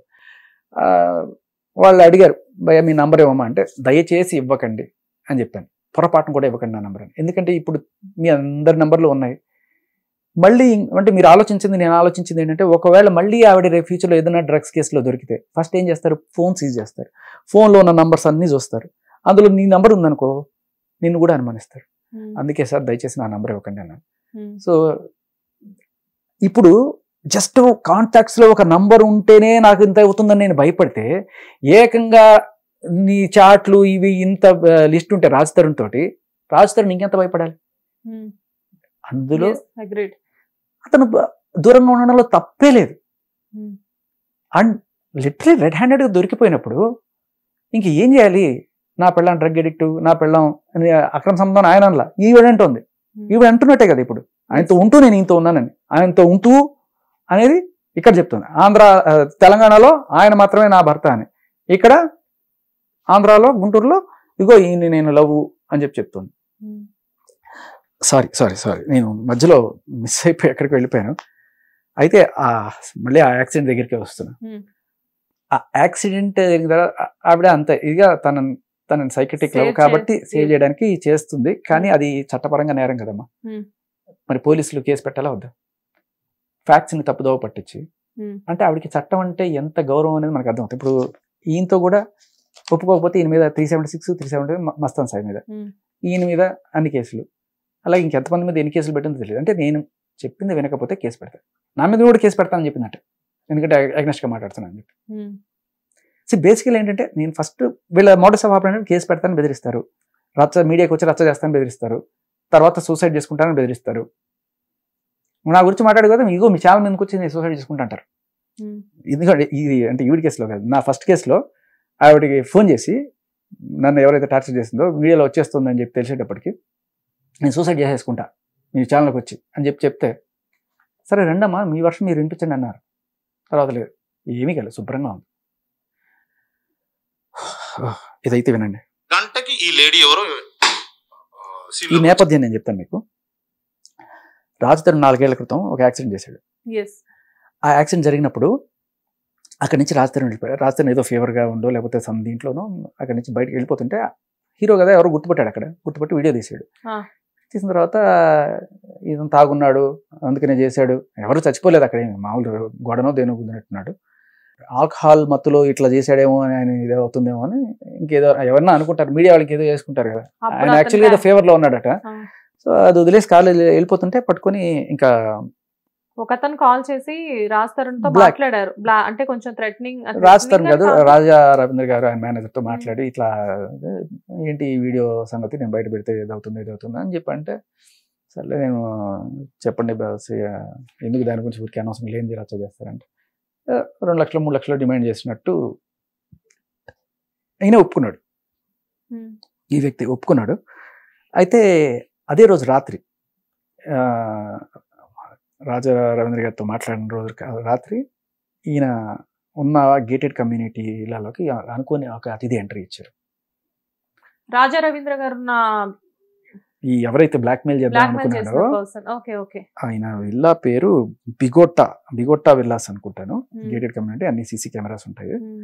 ఓకే, అక్కడికి వచ్చిన వాళ్ళు ఒక లేడీ వచ్చి అక్కడ ఉన్న గేట్ కీపర్ని సెక్యూరిటీ కానీ నానా బూతులు తిట్టి తీస్తారా నన్ను పోనివ్వకపోతే నేను మీద రేప్ కేసు పెడతా, నేను మర్డర్ కేసు పెడతా, డ్యామ్ డూమ్ డిష్ చెప్పి లోపలికి వచ్చి తోసుకొని వచ్చి ఒక ఆడపిల్ల ఏమనుకుంటాం ఉమెన్ అని చెప్పి లోపలికి వచ్చి ఇక్కడ ఈయన్ని బడిలా పిలిచి అక్కడ ఆయన్ని వచ్చి బూతులు తిట్టి అక్కడితో ఆకుండా చంపేస్తాను ఈ పిల్లల్ని, మీ పిల్లలు కనబడకుండా పోతారు. చూడండి ఏమంటుంది ఆ లేడీతో మీకు జరిగిన సంభాషణ. అమ్మో ఆమె ఫస్ట్ మా సొసైటీలోకి వచ్చేసింది, నేను ఎక్కడైతే నివసిస్తున్నానో బిగోనియా హోమ్స్ అనే దాంట్లో అక్కడికి వచ్చేసి గేట్ వాచ్మెన్ భయభ్రాంతులు చేసేసింది, ఇష్టప్రకంగా తిట్టడం, ఇష్టప్రకంగా మాట్లాడటం. ఏంటి అల్టిమేట్లీ నేను ఆమె 100 బూతులు తిట్టిన, అమ్మ నా బూతులు తిట్టింది, పంట బూతులు తిట్టింది. అయినా కానీ మీకేం కావాలండి, మీకేం కావాలి? నువ్వు బ్లాక్మెయిల్ చేసినావు, నువ్వు 3 లక్షలు అడిగినావు, దట్ వాజ్ మై ట్రాప్. 3 లక్షలు అడిగినావు, ఎస్ వెరీ గుడ్, 3 లక్షలు అడిగినా, ఓకే వెల్ అండ్ ఫైన్. నేనేం అడగలేదు. నువ్వు అసలు మీకేం కావాలని అడుగుతున్నా నేను. ఫైనల్లీ ఆమె పెట్టింది ఏంది, ఆమె చెప్పింది ఏంది మీరు వినుంటారు కదా, నువ్వు వీడియోలు డిలీట్ చేయి లేకపోతే మీ ఇంట్లో ఒక్కొక్కరు చిన్నపిల్లలందరూ మాయమైపోతారు. ఆమె ఏమైనా టెర్రరిస్టా లేకపోతే ఆమె మాఫియా డాన్ అండి? మిమ్మల్ని బెదిరిస్తే మీరు ఎందుకు సైలెంట్ గా ఉన్నారు? యాక్చువల్గా మంచి చేయబోయి రాజతరుణ్ చెడు చేయడం అంటే ఇదే. ఆవిడ కోపం వచ్చేసింది, రాజతరుణ్ బ్లాక్మెయిల్ చేస్తున్నాడు, వెళ్ళింది రచ్చ చేసింది. ఈయన ఏం చేశాడు, మామూలుగా అయితే కామ్గా ఉండేవాడేమో, మీడియా ముందు కూర్చున్నాడు. ఈయన ఫస్ట్ అసలు బ్లాక్మెయిల్ చేశాడు కదా. ఓకే, మరి బ్లాక్మెయిల్ చేయడం కూడా తప్పే. నిజంగా అక్కడ ఏం జరగాలి? తప్పే, నేను కాదనను, తప్పే. కానీ ఆయన తెలివిగా ఆయన తప్పుని ఎలా సమర్థించుకుంటున్నాడంటే, ఈ సినిమా ఇండస్ట్రీ వాళ్ళందరూ కూడా తాగేసి ఇలా యాక్సిడెంట్ చేస్తున్నాను, ఈ క్రైమ్ నేను బయటికి తీసుకురావడం కోసం నేను ఇలా ఒక ప్లాన్ చేశానండి, మీ కాన్వర్జేషన్ అంతా కూడా రికార్డ్ చేసి నేను TV9కి ఇద్దాం అనుకున్నాను, అందుకే నేను వచ్చాను చెప్పి. సరే ఆయన వర్షంలో సేఫ్గా బయటపడ్డాడు, ఆయనకి డబ్బులు ఏమి ఇవ్వలేదు. కానీ at the same time Raj Tarun కూడా ఏమి ఇది లేకుండా బయటపడ్డాడు, ఆయనకి ఏదో ఫేవర్ ఉందని చెప్పి చేసుకున్నాడు. ఎవరికి ఏమీ జరగలేదు. కాకపోతే ఇందులో మనం గమనించాల్సింది ఏంటంటే, ఈవిని ప్రొవోక్ చేస్తేనే బూతులు తిట్టదు, అండ్ వాళ్ళని బెదిరించేటప్పుడు పిల్లల్ని కూడా చంపేస్తారు. బ్లాక్మెయిల్ చేసి ఉండొచ్చేమో, 2 లక్షలు అడిగి ఉండొచ్చేమో, కానీ పిల్లల్ని చంపేస్తాం ఏంటండి? అదే అడుగుతున్నాను.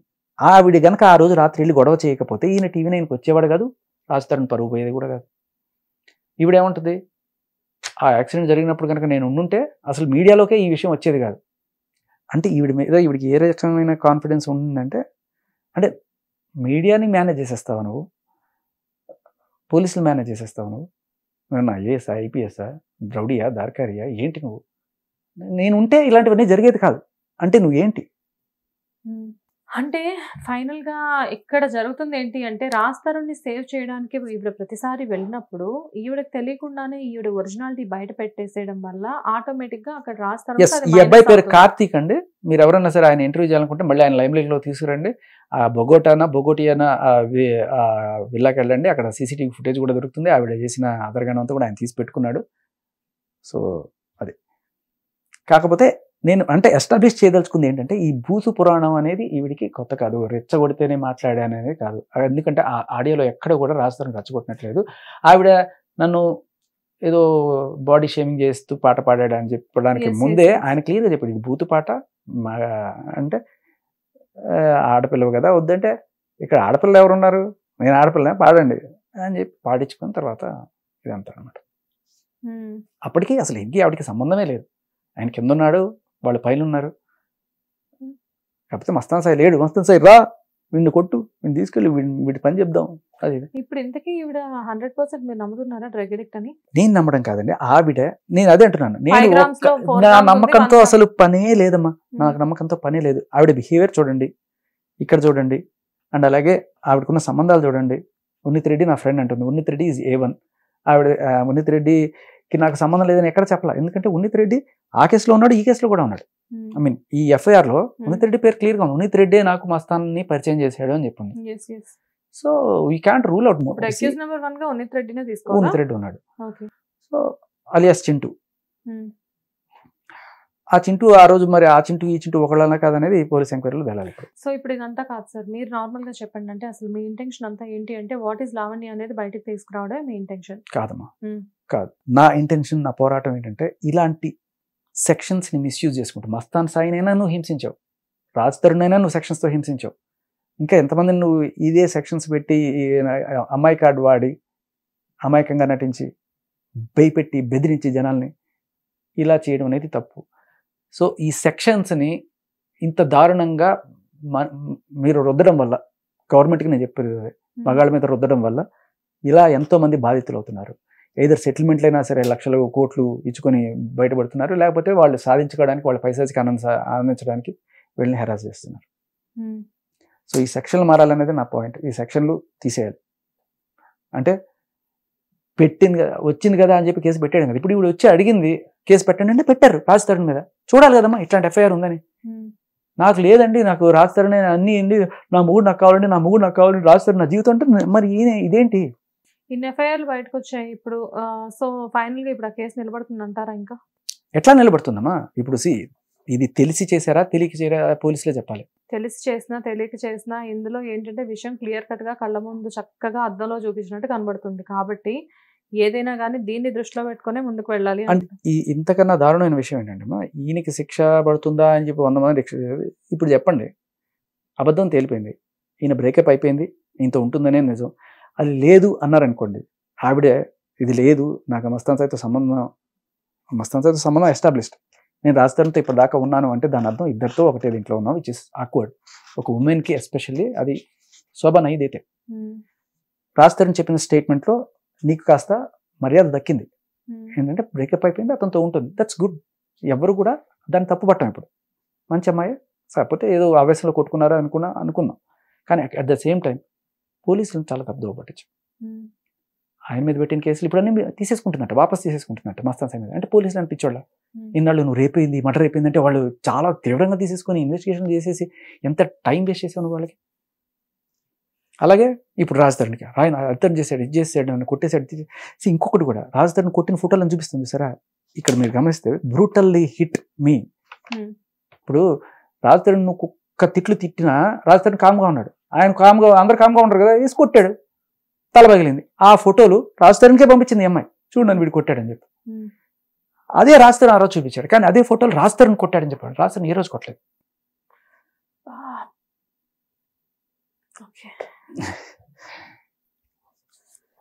సో ఎక్కడో ఏదో జరిగింది, ఆ ఫొటోస్ ఇక్కడికి వచ్చాయి, ఫైనల్ గా ఇక్కడ కేసు స్టార్ట్ అయిన తర్వాత ఆ ఫొటోస్ ఇక్కడవే అని చెప్పేసి చెప్పడం జరిగింది. అంతే. ఒక ఇంటర్వ్యూ ఇంత కాంప్లికేటెడ్ గా నేను ఇదే అనుకుంటా ఫస్ట్ టైం. అవునా? అంటే నాకు చెప్తున్నాను కదా, మీతో మాట్లాడుతున్నాను కానీ నాకు లోపల ఏం వర్క్ చేయట్లేదు. అంటే ఇదంతా ఎలా అంటే ఇన్ని రోజులు బట్టి చూసింది పిక్చర్ వేరు, ఇప్పుడు ఇక్కడ కనబడుతుంది వేరు కదా. సో నాకు అంతా కొత్తగా ఉంది. సో బేసికలీ ఇవన్నీ చూస్తే కేసు నిలబడ్డం కాదు, రివర్స్ లో రాజధాని కేసు పెట్టాలి. అలాగే వీళ్ళందరూ కూడా కేసులు పెట్టాలి. ఎందుకంటే సరే ఇప్పుడు ఇన్ని జరుగుతున్నాయి, ఇంత మొత్తం అంతా ప్రూఫ్స్ ఎక్కడికక్కడ ఉన్నప్పుడు రాజ్ తరుణ్ ఏమైపోయాడు? వస్తున్నాడమ్మా. అందే అన్నాను, మీరు 100 మంది ఒకటేసారి మీద పడితే చెప్పండి ఏమని చెప్పండి అంటే ఈఎంఐ మీద కూడా పడ్డాం, మరి ఈఎంఐ ధైర్యంగా ఉంది కదా. మరి అంటే ఈ అమ్మాయి నింద వేయాలనుకుంది, ఆ అమ్మాయి వచ్చిన పనే అది. బేసికలీ అమ్మాయి మీద పడలా, ఈ అమ్మాయి వచ్చిన పనే అది. ఇతన్ని బద్నాం చేయాలి, ఇతన్ని ఇండస్ట్రీలో చెడ్డ పేరు తీసుకోవాలి, సినిమాలు లేకుండా చేయాలి. అందుకే నేను ఫస్ట్ నుంచి నాగార్జునతో మాట్లాడతా, అదితో మాట్లాడతా. మరి సూసైడ్ అటెంప్ట్ చేసుకుంటున్నా అని చెప్పేసి మొన్న కొంచెం హడావిడైంది. ఇదేంటంటే అమ్మా, రాజ్ తరుణ్ ఈ అమ్మాయిని వదిలేయడానికి ఇంకొక రీజన్ యాడ్ అవుతుంది. ఎందుకంటే ఇలాంటి షార్ట్ టెంపర్ ఉండే మనుషులు ప్రతి చిన్నదానికి, ఇప్పుడు కేసు పెట్టావు, దర్యాప్తు చేస్తున్నారు, ఈ లోపలే నాకు న్యాయం కావాలి, నేను చచ్చిపోతానంటే పోలీస్ మీద ప్రెషర్ పెడుతున్నాను ఇండైరెక్ట్గా. పోలీసులు న్యాయం చేయలేదని నువ్వు ఆత్మహత్య చేసేసుకుంటున్నావు, అంతే కదా. కేసు అయితే పెట్టావు, వాళ్ళు చూస్తున్నారు, ఈ లోపల చేసేసుకుంటున్నావు. ఈ ఆత్మహత్య రేపైనా జరగచ్చు. ఇందాక మన ఇంటర్వ్యూ చేసి ఇగో నా మీద ఇలా చెప్పేస్తున్నాడు, నేను ఏం చేస్తున్నాను, ఇక్కడే ఆత్మహత్య చేసుకుంటాను అనొచ్చు. ఆత్మహత్య బెదిరింపు అనేది కామన్. అంటే నా కేసులో కూడా నేను చూశాను కాబట్టి 4-5 సార్లు నా కేసులో బెదిరించింది, ఆత్మహత్య చేసుకుంటే వీడియో చూపించింది. ఇవన్నీ కూడా చేసుకున్న వాళ్ళు కూడా డైరెక్ట్గా చేసుకుంటారమ్మా. ఇన్ని అందరికి మెసేజ్లు పెట్టి రండి నేను చేసుకుంటున్నాను చూడండి పట్టుకోండి, అలా ఉండదు. ఇది పక్కన పెడితే ఇది అంటే డ్రగ్ అబ్యూస్ చేసే వాళ్ళకి షార్ట్ టెంపర్లో మేబీ నిజంగానే ఆ టెండెన్సీస్ కూడా రావచ్చు, నేను కాదను. కానీ నిజంగా వచ్చిన డ్రామా చేసిన ఇలాంటి వ్యక్తులు ఒకవేళ రేపు ఏదన్నా అయితే రాజ్ తరుణ్తో ఉన్నప్పుడు ఏదో చిన్నదానికి రేపు ఎవరినంటారు, రాజ్ తరుణ్ అంటారు కదా, నీ వల్లే అమ్మాయి చచ్చిపోయింది, ఆ నింద నేను ఎందుకు వేసుకుంటా, ఇలాంటి అమ్మాయికి దూరంగా ఉండడం బెటర్ కదా. సో ఇది డ్రగ్ కేసు, మస్తాన్ సాయితో ఉన్న రిలేషన్, దాంతోపాటు యాడ్ అయింది నీ షార్ట్ టెంపర్, చచ్చిపోతాననేది. ఇన్ని అర్హతలు ఉన్నాయి నేను వదిలేయడానికి. నాకు నువ్వే కావాలి అని చెప్పడానికి నీకేం అర్హత ఉంది? ఒక విషయం అనేది ఎలాంటిదైనా కానీ దాని గురించి క్లియర్గా తెలియంది మీడియా ముందైనా కానీ ఎక్కడా కూడా మాట్లాడడానికి లేదు. ఎందుకంటే మాట్లాడి ఆ నిజాలేవో అబద్ధాలేవో తెలిసేసరికి ఆటోమేటిక్గా మాట్లాడిన వాళ్ళ విలువ అనేది తగ్గిపోతుంది. ఇక్కడికి వచ్చేసరికి మీడియా మొత్తం కూడా లావణ్యకు సపోర్ట్గా ఉంది. ఎందుకంటే ఆమె చెప్పే విషయాలు కానివ్వండి, తన తాలూకు బాధ కానివ్వండి, అవన్నీ కూడా కదిలించే విధంగా ఉన్నాయి. అండ్ 2 రోజుల క్రితం నేను చచ్చిపోతున్నాను అని చెప్పి మెసేజ్లు చేసేసరికి అందరం కొంచెం భయపడిపోయాము. అందరం తనకు కాల్స్ చేసి ధైర్యం కూడా చెప్పాం. కాకపోతే ఏంటంటే ఈ ఎఫ్ఐఆర్లు ఇవన్నీ చూసిన తర్వాత నిజంగా ఏంటంటే ఇవన్నీ కూడా ఎటు తేల్చుకోలేని సిచ్యువేషన్లో ప్రజెంట్ మేము ఉన్నాము. వన్స్ ఈ వీడియో టెలికాస్ట్ అయ్యి బయటకు వచ్చిన తర్వాత ఇంకెన్నెన్ని బయటకు వస్తాయో నాకైతే తెలియదు. బట్ అదేమ్మా, ఇప్పుడు ఈవిడ మనం ఇది చేసినట్టే మాల్వి మల్హోత్రాకి సంబంధించిన ఏదో ఎఫ్ఐఆర్లు, ఆవిడ ఎవరి మీద కేసు పెట్టింది, ఎవరి మీద ఏం కేసు పెడతావు, మనకి ఏంటి సంబంధం? ఇప్పుడు నువ్వు రాజ్ తరుణ్ బ్లేమ్ చేస్తున్నావు, వాళ్ళతో వీళ్ళతో సంబంధం. ఆవిడతో అసలు ఇప్పుడు నీ బంగారం మంచిదైతే నువ్వు వేరే వాళ్ళు ఎందుకు, ఇప్పుడు మాల్వి మల్హోత్రా అంత తిట్టడం రాజ్ తరుణ్ నువ్వు నాతో ఎందుకు ఉండట్లేదు, దాన్ని వదిలేసి నాతో ఉండు అని చెప్పి నువ్వు అడగచ్చు, ఆవిడని తిట్టడం ఎందుకు? సో సార్ మీరు చెప్పండి, ఇప్పుడు ఒకవేళ ఈ అమ్మాయి ఇంత ఫైట్ చేస్తుంది కదా, ఎప్పుడైనా కానీ ఫ్యూచర్లో రాజ్ తరుణ్ మనసు మార్చుకొని ఈ అమ్మాయితో కలిసే ఛాన్స్ ఉందా? ఉంది అనుకుందామమ్మా. నాలాంటి వాళ్ళు మీలాంటి వాళ్ళు రాజ్ తరుణ్ పెళ్ళాం ఏంటి, డ్రగ్ అబ్యూజ్ చేసినట్టు, ఈ వేరే వాళ్ళతో సంబంధాలు ఉన్నట్టు ఇన్ని వచ్చిన తర్వాత కూడా చేసుకుంటారా? అంటే నా పెళ్ళాం ఇలాంటిదని లోకులు అనుకుంటారు అనుకున్నప్పుడు అతనికి ఏ రకంగా ఉండాలనిపిస్తుందమ్మా? అనిపిస్తుంది. ఆయనే అన్నాడు, ఎవరు అనక్కర్లా, ఆయనే అన్నాడు మస్తాన్ సాయితో ఉంది అండ్ అలాగే ఉంది. అండ్ ఇది చాలా క్లియర్గా ప్రూవ్ చేస్తుంది కూడా. ఇంత అయిన తర్వాత కూడా ఉన్నాడు అంటే చులకనగానే చూస్తారు కదా, ఆ చులకనగా చూస్తారనే భావంతో అయినా సరే దూరంగా ఉంటాడు అట్లీస్ట్. రైట్. అండ్ ఇంకొకటి ఏంటంటే అమ్మా, 5 కోట్లు ఇస్తున్నారు, 6 కోట్లు ఇస్తున్నారని ప్రచారం జరుగుతుంది. రాజ్ తరుణ్ 5 కోట్లు ఇస్తా అన్నారు అని చెప్పేసి ఎవడో అన్నమ్మకుడు పంపించిన మెసేజ్ పట్టుకొని, అది రాజ్ తరుణ్ది కాదు, రాజ్ తరుణ్ సన్నిహితులది కాదు, ఎవడో కౌన్కిస్గా పంపించిన మెసేజ్ బట్టి 5 కోట్లు నిజంగానే రాజ్ తరుణ్ ఇద్దాము మంచి మనసుతోటి పాపం ఏదో అనుకొని ఏదో జరిగింది. మస్తాన్ అయితే ఉంటుంది, ఇప్పుడు హ్యాపీగా ఉన్నాయి అనుకుని అన్నా కూడా ఆవిడకి 5 కోట్లు ఇవ్వడం ఎందుకు డేంజరస్ అని నేను చెప్తా. 5 కోట్లు కాదు, 5 రూపాయలు ఇవ్వడం కూడా. ఎందుకంటే రాజ్ తరుణే ఈ మాట అన్నాడు, ఏ డబ్బులు ఇచ్చినా డ్రగ్స్ కోసం వాడేస్తుందండి. మళ్ళీ ఇంకా ఇంకా ఇంకా దిగజారిపోతుంది పరిస్థితి అండి. డ్రగ్స్ కోసం వాడడం ఒకటే కాదు, ఇప్పుడు ఆవిడ ఇచ్చిన ఈ డ్రగ్స్ కేసులో, లావణ్య డ్రగ్స్ కేసులో ఆవిడ కన్ఫెషన్ రిపోర్ట్, నేను 1500కి అక్కడి నుంచి తీసుకొచ్చి ఇక్కడ 6000కి అమ్ముతున్నాను. ఈ 5 కోట్లు ఇస్తే హైదరాబాద్లో ఎన్ని వేల డ్రగ్ ప్యాకెట్లు సప్లై అవుతాయి, ఎంతమంది జీవితాలు నాశనం అవుతాయి. అండ్ ఇలాంటి డ్రగ్ అబ్యూస్ చేసేవాళ్ళు, వాళ్ళని మనం ఇంత ఈజీగా సమాజంలోకి వదిలేస్తే వాళ్ళు ఇలా నేను సూసైడ్ చేసుకుంటానో, లేకపోతే పోలీసులు నువ్వు బెయిల్ తీసుకొని బయటకు వచ్చావు అనుకో, దాని కండిషన్ ఏంటంటే కేసుని నువ్వు ఇన్ఫ్లుయెన్స్ చేయకూడదు. సో నీ మీద ఒక కేసు ఉంది, అది జరుగుతున్నప్పుడు నువ్వు బయటకు వచ్చి నేను కేసుని ఇన్ఫ్లుయెన్స్ చేయను అంటేనే నీకు బెయిల్ ఇస్తారు. మీకు ఆల్రెడీ చూసాను చాలా పెద్ద పెద్ద వాళ్ళ కేసులో కూడా. నువ్వు బయటకు వచ్చి చేస్తున్న పని ఏంటి, కేసుని దారుణంగా ఇన్ఫ్లుయెన్స్ చేస్తున్నావు, దారుణంగా తప్పుదోవ పట్టిస్తున్నావు. ఏమంటున్నావు, నాకు ఏ పాపం తెలియదు, ఇది దొరికేదాకా నాకు ఏ పాపం తెలియదండి. అలాగే ఆ ఎఫ్ఐఆర్ చూపించేదాకా అది నాకు సంబంధం లేదు. ఇప్పుడు ఆ ఎఫ్ఐఆర్లో సాక్షులు మొత్తం క్లియర్గా ఉంది, ఈవిడ ఒప్పుకుంది అని అంతా ఉంది. ఈరోజు నాకు ఏ పాపం తెలియదు, నన్ను ఫ్రేమ్ చేశారు, నన్ను బలవంతంగా రాజ్ తరుణ్ వీళ్ళు మాల్వి మల్హోత్రా చేశారు. రాజ్ తరుణ్ మాల్వి మల్హోత్రా ఫ్రేమ్ చేశారు అన్నప్పుడు మీడియా వాళ్ళు ఒక్క క్వశ్చన్ అడగాలి కదా. అంటే రాజ్ తరుణ్ పోలీసులకు లంచం ఇచ్చాడా, రాజ్ తరుణ్ డీసీపీకి లంచం ఇచ్చాడా, ఏసీపీకి లంచం ఇచ్చాడా, ఐజీకి లంచం ఇచ్చాడా, లేకపోతే ఏ పెద్ద వాళ్ళకి లంచం ఇచ్చాడు, ఎవరితో రికమెండ్ ఇచ్చాడు, అంటే పోలీసులు వాళ్ళ విధి వాళ్ళు సరిగ్గా చేస్తున్నట్టు కాదా, ఇది డైరెక్ట్గా పోలీసుల మీద ఆరోపణ కాదా? ఈ మామూలు ఆషామేసి ట్రాఫిక్ కానిస్టేబుల్ బయట ఎక్కడో లంచం తీసుకోవడం కాదు, నార్కోటిక్స్ విభాగం ఇది.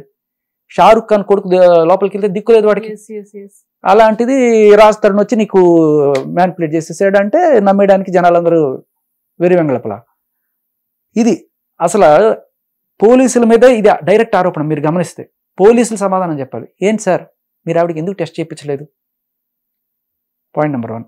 ఓకే, టెస్ట్ చేయించకపోయినా కూడా ఆవిడ డ్రగ్స్ తీసుకుంటుందని ఆవిడ మొగుడే వచ్చి సాక్ష్యం చెప్తున్నాడు కదా. డ్రగ్స్ తీసుకుంటే విక్టిమ్గా గమనించి మీకు ఏదో రిహాబిలిటేషన్ పంపిస్తారు.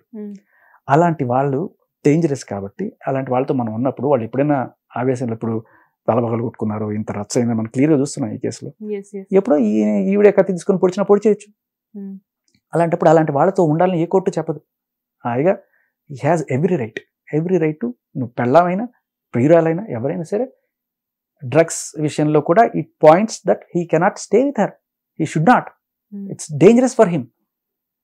కొంతమంది ఎవరో నేను విన్నాను, పెళ్ళాం అయితే మాత్రం అలా వదిలేస్తారండి, రిహాబిలిటేషన్ సెంటర్లోకి తీసుకెళ్ళి ఆవిడని బాగు చేయించుకొని తీసుకురావాలి కదండి. ఈ లోపల నువ్వు పొడి చేస్తే ఆవిడ బిహేవియర్ చూసారు కదా ఎంత అగ్రెసివ్గా ఉందో. పొడి చేస్తే పొడిపించుకోవాలా, గిచ్చితే గిచ్చించుకోవాలి. హీ హాజ్ ఎవ్రీ ఒకటి మరీ అంత మంచి మనసు ఉండి పరిగెత్తుకుంటూ పోతే గుండె పడిపోతే అయ్యో నీ గుండె పడిపోయిందా అని చెప్పి ఆ గుండె కూడా బాధపడిపోయి ఏదో చెప్తారు చూడండి, అంత మానవతా దృక్పథం అందరికీ ఉంటుంది అనుకున్నా. అండ్ హీ హాజ్, ఒకవేళ అది అమ్మాయి డ్రగ్ అబ్యూస్ చేస్తుంటే has every right to go away from that life. అంతే కదా, వెరీ డేంజరస్ కదా. ఒక్క కాంటాక్ట్లో నా నంబర్ ఉందంటేనే నేను భయపడితే పక్కనే పెట్టుకుంటే ఆయనకి రోజు ఇవే కదా, ఈ రోజు వచ్చిందా, ఈ రోజు డ్రగ్స్ తీసుకుందా, ఎంతమందితో కాంటాక్ట్ ఉంది, అన్ని కేసులు పెట్టినా కూడా ఇంకా వాళ్ళతో కాంటాక్ట్లో ఉందంటే. అదే మస్తాన్ సాయి ఎవరైతే ఉన్నిత్ రెడ్డి ఫ్రెండ్ ఉన్నాడో ఆయన ఇంటర్వ్యూకి తీసుకొచ్చి మాట్లాడించింది కదా. అన్నిటికంట ఈ కేసు కనుక ప్రూవ్ అయితే, అంటే అదే రిహాబిలిటేషన్ మామూలు విక్టిమ్ అయితే, ఈవిడ యాక్చువల్గా పెడలర్ కేసులో ఉంది. విక్టిమ్ అయితే టెస్ట్ చేస్తారు, పెడలర్ అయితే ఆల్రెడీ ఈవిడ ఒప్పుకుంది, నేను ఆల్రెడీ కన్జ్యూమ్ చేస్తాను, మాకు అలవాటు ఉంది, తర్వాత నేను పెడలర్ అయ్యాను అని చెప్పి ఆవిడ రాసిచ్చింది. బట్ ఆవిడ ఒప్పుకున్నా, ఆవిడకి టెస్ట్ చేసినా చేయకపోయినా ఆవిడ ఒప్పుకుంది. బట్ ఇప్పుడు నేను ఒప్పుకోలేదు అన్నా కూడా రాజ్ తరుణ్ చెప్తున్నాడు కదా, నీ మొగుడు నువ్వు డ్రగ్స్ కేసులో ఉన్నావు అని చెప్పి, ఇది డైరెక్ట్ సాక్ష్యం నీకు ఉంది అనేది. అండ్ అలాగే నువ్వు పెడలర్ అనేది అర్థమవుతుంది అక్కడ 5 గ్రాములు. సో దీని ఏంటంటే సెక్షన్ 22B NDPS ప్రకారం 10 ఏళ్ల దాకా జైలు శిక్ష, 10 years ఇంప్రిజన్మెంట్. సెక్షన్స్ కూడా మొత్తం అన్ని నేర్చేసుకున్నారు. Read with 8C. Section 22B of narcotics, read with 8C. It is మామూలు 1 గ్రామ్ కన్నా తక్కువ ఉండి నీ అదృష్టం ఉండుంటే 1 yearలో నువ్వు బయటకు రావచ్చు శిక్ష పడి. ఇది 10 ఏళ్ళు, అందుకనే నీకు బెయిల్ రాలేదు. ఒకసారి కాదు, 2 సార్లు కాదు, 3 సార్లు రిజెక్ట్ అయింది. అయినా సరే ఏదో మానవతా దృక్పథంతో లేడీ అనో నీకు బెయిల్ ఇస్తే నువ్వు చేసే పని ఏంటి, ఈ కేసుని తప్పుదోవ పట్టిస్తున్నావు. ఏం చేస్తున్నావు నువ్వు, మాల్వి మల్హోత్రా చేసిందనో ఇంకోటి చేసిందో, విచ్ ఇస్ అబ్సర్డ్. వాళ్ళతో నువ్వు చేస్తున్నావు అంటే నువ్వు ప్రూవ్ చేయి. ఈ పోలీస్ ఆఫీస్ అందరూ కరప్ట్ అని ప్రూవ్ చేస్తున్నావు నువ్వు. మరి అంత కరప్ట్ అయితే అదే పోలీస్ స్టేషన్కి వెళ్ళి ఎందుకు కంప్లైంట్ ఇచ్చావు, నాకు న్యాయం చేయండి అని. So which is absurd. దాంట్లో ఏ రకమైన ఇది లేదు. దీన్ని వీళ్ళ మీద ప్రెషర్ పెట్టడం, వాళ్ళ కర్తవ్య నిర్వహణని సరిగ్గా చేయనివ్వకపోవడం అనే సెక్షన్ కింద ఆవిడని మళ్ళీ తీసుకెళ్లి బెయిల్ క్యాన్సిల్ చేసి లోపల పెట్టచ్చు. అంతేకాదు ఆవిడ సూసైడ్ చేసుకుంటానంటుంది, ఇన్ని రకాలు చేస్తుంది. ఇవన్నీ కూడా తప్పించుకోవడానికి మార్గాలు. ఈ డ్రగ్స్ కేసు నుంచి తప్పించుకోవడానికి, బయట చెప్పుకోవడానికి, వాళ్ళు చేయించారు వీళ్ళు చేయించారు అని చెప్పి బయట కోర్టులో వాదనలు వినిపించుకోవడానికి పనికొస్తాయి. కానీ ఇప్పుడు రాజ్ తరుణ్ చెప్పిన సాక్ష్యం చెల్లకుండా ఉండాలంటే ఏం చేయాలి? రాజ్ తరుణ్ హాస్టల్ అవ్వాలి. రాజ్ తరుణ్కి నాకు శత్రుత్వం ఉందని బయట చూపించాం అనుకో, రేపు రాజ్ తరుణ్ కోర్టుకు వచ్చి అవునండి ఈ అమ్మాయికి డ్రగ్స్ అబ్యూజ్ ఉంది నేను చూస్తున్నాను అని చెప్పి చెప్పినా కూడా, ఇగో మీకు నాకు ఆయనకి గొడవ ఉందండి కాబట్టి చల్లదండి అని చెప్పి వాదించచ్చు. అంతే కదా. So this could be a plot క్లియర్గా. రైట్. ఎనీవే సార్, ఈ కేసు అనేది ఎక్కడి నుంచి ఎక్కడికి వెళ్తుందో నాకైతే అర్థం కావట్లేదు. మీరేదో చెప్పారు, ఆవిడేదో చెప్పారు. కాకపోతే ఏంటంటే అక్కడ ప్రూఫ్స్ ఏం కనపడట్లేదు, ఇక్కడ విత్ ప్రూఫ్స్ కనిపిస్తున్నాయి. సో ముందు ముందు అంటే ఈ ఇంటర్వ్యూ ఎండింగ్ ఏం చెప్పాలి కూడా నాకు అర్థం కావట్లేదు. అంటే ఎన్నో ఇంటర్వ్యూస్ చేశాను కానీ బట్ ఈ ఇంటర్వ్యూ కన్క్లూజన్ నాకు తెలియట్లేదు. దీనికి అవుట్కమ్ ఏంటి అనేది కూడా నాకు అర్థం కావట్లేదు. ఇప్పుడు నేను అడిగిన ప్రశ్నలన్నీ మీరు సరిగ్గా ఆవిడని అడిగితే అర్థమైపోతుంది. అంటే దిస్ ఇస్ గేమ్ ఓవర్ అండి. అంటే ఇంత క్లియర్గా డ్రగ్స్ అబ్యూస్ చేస్తూ అండ్ ఆ కేసు నుంచి డైవర్ట్ అవ్వడానికి ట్రై చేస్తూ, పోలీసుల్ని ఇన్ఫ్లుయెన్స్ చేయడానికి ట్రై చేస్తూ, తప్పించుకోవడానికి ట్రై చేస్తున్న ఈవిడిని నేను కోరేది ఒకటే, పోలీసులు డ్రగ్స్ని చాలా సీరియస్గా తీసుకోవాలి. ఈ మొగుడు పిల్లల కేసులు ఇవన్నీ కాదు, డ్రగ్స్ అనేది చాలా పెద్ద కేసు, చాలా దారుణం. ఇది ప్రపంచానికి ఎస్పెషల్లీ మన హైదరాబాద్ యువతకి చాలా చాలా చెడుపు చేస్తుంది. ఇలాంటి డ్రగ్స్ అమ్మే చీడ పురుగుల్ని మనం మామూలుగా సాటి మహిళగా అసలు చూడాల్సిన అవసరం కూడా లేదు. వీళ్ళని గట్టిగానే కొట్టాలి అండ్ వీళ్ళకి ఫాస్ట్ ట్రాక్ కోర్టులు పెట్టి వీళ్ళని జస్టిస్కి తీసుకురావాలి. ఇలా మీరు బెయిల్ ఇచ్చి వదిలేస్తే ఇప్పుడు ఎంత రచ్చ, ఎంత అన్రెస్ట్ క్రియేట్ చేస్తున్నారు సొసైటీలో. మీడియాని పోగేసి ఆ మాటలు ఈ మాటలు చెప్పి నా మీద డ్రగ్స్ కేసే అబద్ధం అని చెప్పి, సో పోలీసులనే ఫ్రేమ్ చేసి పోలీసులు లంచాలు తీసుకొని నా మీద కేసు, ఇంత దారుణంగా పోలీసులని ఇది చేస్తున్నప్పుడు you have every right to cancel her bail. And ఇవన్నీ కాకుండా రేవంత్ రెడ్డి గారు, మన ముఖ్యమంత్రి గారు, గౌరవ ముఖ్యమంత్రి గారు లాస్ట్ ఆయన అపోజిషన్లో ఉన్నప్పుడు హీ క్లియర్లీ టోల్డ్ ఈ డ్రగ్స్కి చాలా దారుణంగా ఉంది హైదరాబాద్లో, మనం దీనికి ఖచ్చితంగా పెద్ద పోరాటం చేశారు. ఆయన ముఖ్యమంత్రిగా వచ్చినప్పుడు చాలా టైట్ చేశారు. ఇప్పటికీ ఇంత తొందరగా మనకి జరుగుతున్నాయంటే మన ముఖ్యమంత్రి గారిని అప్రిషియేట్ చేయాలి. మన పోలీసులు ఎవరైతే చాకచక్యంగా ఇంత కష్టపడి ఈవెంట్ పట్టుకున్నారో, ఇంత చేశారో, ఇంత చేస్తే వీళ్ళ మీద ఒక ఆడపిల్ల కార్డు వాడి అన్యాయం జరుగుతుంది, అన్ని అబద్ధాలు వేస్తుంది. రాజ్ తరుణ్ మల్హోత్రా చేయించారంటే ఏంటి, మీరు అందరూ లంచాలు తీసుకొని చేశారని పోలీసులు ఇండైరెక్ట్గా అంటుంది. మీరు ఇంత కష్టపడి ఇంత సిన్సియర్గా వర్క్ చేసి ఎన్డీపీఎస్ వాళ్ళు షారుఖ్ ఖాన్కే లొంగలేదండి, వీళ్ళు ఏంటి రాజ్ తరుణ్ మల్హోత్రా నథింగ్, వాళ్ళు చేశారని చెప్పి మీ మీద ఆరోపిస్తూ ఉంటే ఇంకా రేపో ఎల్లుండో ఆమె బయటికి ఏం చెప్పుకుంటుంది, నా పనిష్మెంట్ నేను తీసుకున్నాను కదండి, అయిపోయింది కదండి అంటే. పనిష్మెంట్ కాదమ్మా నువ్వు తీసుకుంది, బెయిల్ తీసుకున్నావు నువ్వు. పనిష్మెంట్ 10 ఏళ్ళు నువ్వు చేసిన శిక్షకి, 10 ఏళ్ళు. సో రాజ్ తరుణ్కి శిక్ష పడుతుందో లేదో కానీ ఈవిడికి 10 ఏళ్ళు అయితే మనకి క్లియర్గా నా కళ్ళ ముందు కనిపిస్తుంది. ఏదో ఇంకా రకరకాల చట్టంలో ఉన్న రోజులు తీసుకుని బయటికి రావచ్చేమో, బట్ నేను అనేది అదే, రేవంత్ రెడ్డి గారు దీన్ని చాలా స్ట్రిక్ట్గా తీసుకుంటానని చెప్పిన నేపథ్యంలో అది ఇలా బెయిల్ ఇచ్చినా కూడా పర్లేదు, కానీ బెయిల్ ఇచ్చిన తర్వాత ఇంత ఇన్ఫ్లుయెన్స్ చేసి ఈ కేసునే తారుమారు చేసే స్టేజ్కి వెళ్ళిపోతే ఇంకా ఏ డ్రగ్స్ కేసులు ఎలా నిలబడతాయి, ఎలా పాపం ఇంత కష్టపడి చేసిన పోలీస్ ఆఫీసర్స్కి వాళ్ళకి ఏముంటుంది, వాళ్ళందరినీ ఏమంటారమ్మా? ఇప్పుడు అందరూ కూడా మీడియా అందరూ కోడేయి ఆవిడ రాజ్ తరుణ్ పెట్టించాడు నా మీద, వాళ్ళు పెట్టించారంటే పోలీసులు ఇదనే కదా, పోలీసులు కరప్ట్ అనే కదా ఆవిడ ఉద్దేశం. ఏమనుకుంటారు పోలీసులు ఇంత కష్టపడి చేసిందని మాకు మీడియా గుర్తించకపోగా మమ్మల్ని కరప్ట్ అని ఫ్రేమ్ చేస్తుంటే ఆవిడకి వెళ్ళి భజన చేస్తారు మీరు పోలీసులు, మీడియా వాళ్ళు. ఇట్లాంటి అంటే మీరేం చేయాలి మీడియా ప్రకారం? ఇలాంటి ఏమన్నా ఉంటే వీళ్ళని చెడ్డగా చూపించండి సమాజానికి, ఇలాంటి డ్రగ్స్ తప్పని చూపించండి. అంతేగాని అలాంటి వాళ్ళని తీసుకొచ్చి హీరోలు చేసి అందరం ఎక్కించి మీరు. ఇక్కడ జరుగుతుంది ఏంటంటే సార్, ఆవిడ కానివ్వండి, ఆవిడ తరపు లాయర్ ఎవరైతే ఉన్నారో కళ్యాణ్ దిలీప్ శంకర్ గారు కానివ్వండి, మొత్తం అంతా కూడా ఈచ్ అండ్ ఎవ్రీథింగ్ తనకు ఫేవర్ గానే మాట్లాడుతున్నారు. మీడియాకు కూడా అక్కడ పిక్చర్ లో ఏది కనబడుతుందో అదే తెలుసు కాబట్టి వాళ్ళు తనకి ఫేవర్ గా మాట్లాడుతున్నారు అనే క్రమంలో, రాజ్ తరుణ్ మీద మాల్వి మల్హోత్రా మీద నిందలేస్తున్నారనే క్రమంలో మన పోలీసుల్ని కించపరుస్తున్నారు వాళ్ళు, మన ఎస్ఓటి టీమ్ ని, మన డ్రగ్స్ టీమ్ ని కించపరుస్తున్నారు వాళ్ళు ఇండైరెక్ట్ గా. మీకు క్లియర్ గా ఇట్స్ ఎ డైరెక్ట్ థింగ్, అదే కదా. సో పోలీసులు మేల్కోవాలి. అండ్ ఈ కేసుని త్వరితగతిన పరిష్కరించాలి. ఇది నిజంగానే ఆ అమ్మాయి బయట ఇస్తున్న కలర్ ప్రకారం నాకు 45 రోజులు అయిపోయింది, నన్ను వదిలేశారు అని చెప్పంటే, అంటే నీకు ఏ సంబంధం లేదని నువ్వు చెప్తున్నావు కదా. మీరు చెప్పండి అమ్మా, 45 రోజులు ఒక అమ్మాయి, ఒక నిర్దోషిని పోలీసులు తీసుకెళ్ళి పెట్టారంటే ఊరుకుంటారమ్మా జనాలు ఎవరన్నా? డ్రగ్స్ కేసులో ఒక అమ్మాయి 45 రోజులు ఆ అమ్మాయి ఊరుకోదు కదా. నా మొగుడిని నన్ను వదిలేశాడు ఇవాళ మీరు పెట్టిన కేసు వల్ల, ఎంత పెద్ద రచ్చ అది. వెళ్ళి ఏసి పారేయాలి కదా. మీడియా అందరూ వెళ్ళి అక్కడ కదా పెట్టాల్సింది. ఆ అమ్మాయికి అన్యాయం చేస్తారా మీరు? 45 రోజులు మీరు పెట్టిన వాళ్ళు మొగుడు వదిలేశాడే, అడగాలి కదా మీరు ఆ పోలీస్ ఆఫీసర్స్ని. అప్పుడు చూపిస్తారు, అవును ఇదిగోనమ్మా, ఇదిగో ఇంతమంది సాక్షుల ముందు ఆవిడ ఒప్పుకున్న ఇది రిమాండ్ రిపోర్ట్ ఇది అని చెప్పి. సో క్లియర్ కట్ కేసుని డైవర్ట్ చేయడానికి, డ్రగ్స్ కేసుని డైవర్ట్ చేయడానికి రాజ్ తరుణ్ కేసు పెట్టింది ఆవిడ. సో మనం ఏదేదో సరైన ప్రశ్నలు అడగకుండా ఎక్కడెక్కడికో వెళ్ళిపోవడం వల్ల ఈ కేసు కంప్లీట్గా డ్రగ్స్ కేసు డైల్యూట్ అయిపోయి మన హైదరాబాద్లో మరింత డ్రగ్స్ విచ్చలవిడిగా పెరిగి, అండ్ అలాగే రాజ్ తరుణ్ కనుక ఈ 5 కోట్ల ఆవిడకి ఇస్తే ఇలాంటి విజయ్ ఇంకా ఎక్కువ పెరిగే అవకాశం లేకపోలేదు. ఈ డ్రగ్స్ మహమ్మారి నుంచి మనం హైదరాబాద్ బయటపడాలి అంటే ఇట్లాంటి కేసెస్ని చాలా స్ట్రిక్ట్గా డీల్ చేయాలి. ఇలా బెయిల్ ఇచ్చి వదిలేస్తే ఇలా అండర్స్ క్రియేట్ చేసి నానా ఇదైపోతుంది. సో రిక్వెస్ట్ ఇదే కాదు, ఈవిడ చేసిన అన్ని ఫాల్స్ ఎలిగేషన్స్, రాజ్ తరుణ్ మీద పెట్టిన case false allegation, Mastan Sai మీద పెట్టిన ఫాల్స్ ఎలిగేషన్. ఎందుకంటే నేను కేసు వాపస్ తీసుకున్నా అని చెప్పేసింది. క్లియర్ కట్ టీవీలో ప్రూఫ్ ఉంది, మస్తాన్ సాయికి నాకు ఏం లేదు ఫ్రెండ్ అని. మరి ఇదేంటి? కాబట్టి ఆ కేసు చెల్లదు, రాజ్ తరుణ్ కేసు చెల్లదు. ఎందుకంటే రాజ్ తరుణ్తో నేను ఫస్ట్ నుంచి ఇప్పటిదాకా రిలేషన్ నాకు ఎవరితో లేదని వీటితో ఉంది, కాబట్టి ఆ కేసు చెల్లదు. ఇవన్నీ ఫాల్స్ కేసులు పెడుతున్నావు. నీవు ఫాల్స్ కేసులు పెట్టిన దానికి ఎవరు కూడా నేను రిటర్న్ మీద నీ మీద కేసు పెట్టట్లేదే. సో ఎలిగేషన్స్ అన్ని కరెక్ట్ కాదు అంటున్నారు, రైట్ సార్? సో దీన్ని బట్టి ఇప్పుడు ఎలాగో మన దగ్గర ఎఫ్ఐఆర్ ఉంది కాబట్టి దీన్ని బట్టి ముందు ఏం జరుగుతుందో అది కూడా చూద్దాం. Anyways, thanks sir, thanks for coming, thanks for giving this information, thanks for the nice interview. Thank you so much. Hit TV app ని డౌన్లోడ్ చేసుకోండి. ఇందులో short news, live news, entertainment movies అన్ని అవైలబుల్ గా ఉన్నాయి. Please download hit TV app. Hit TV app hit TV యాప్ని ఫ్రీగా download చేసుకోండి.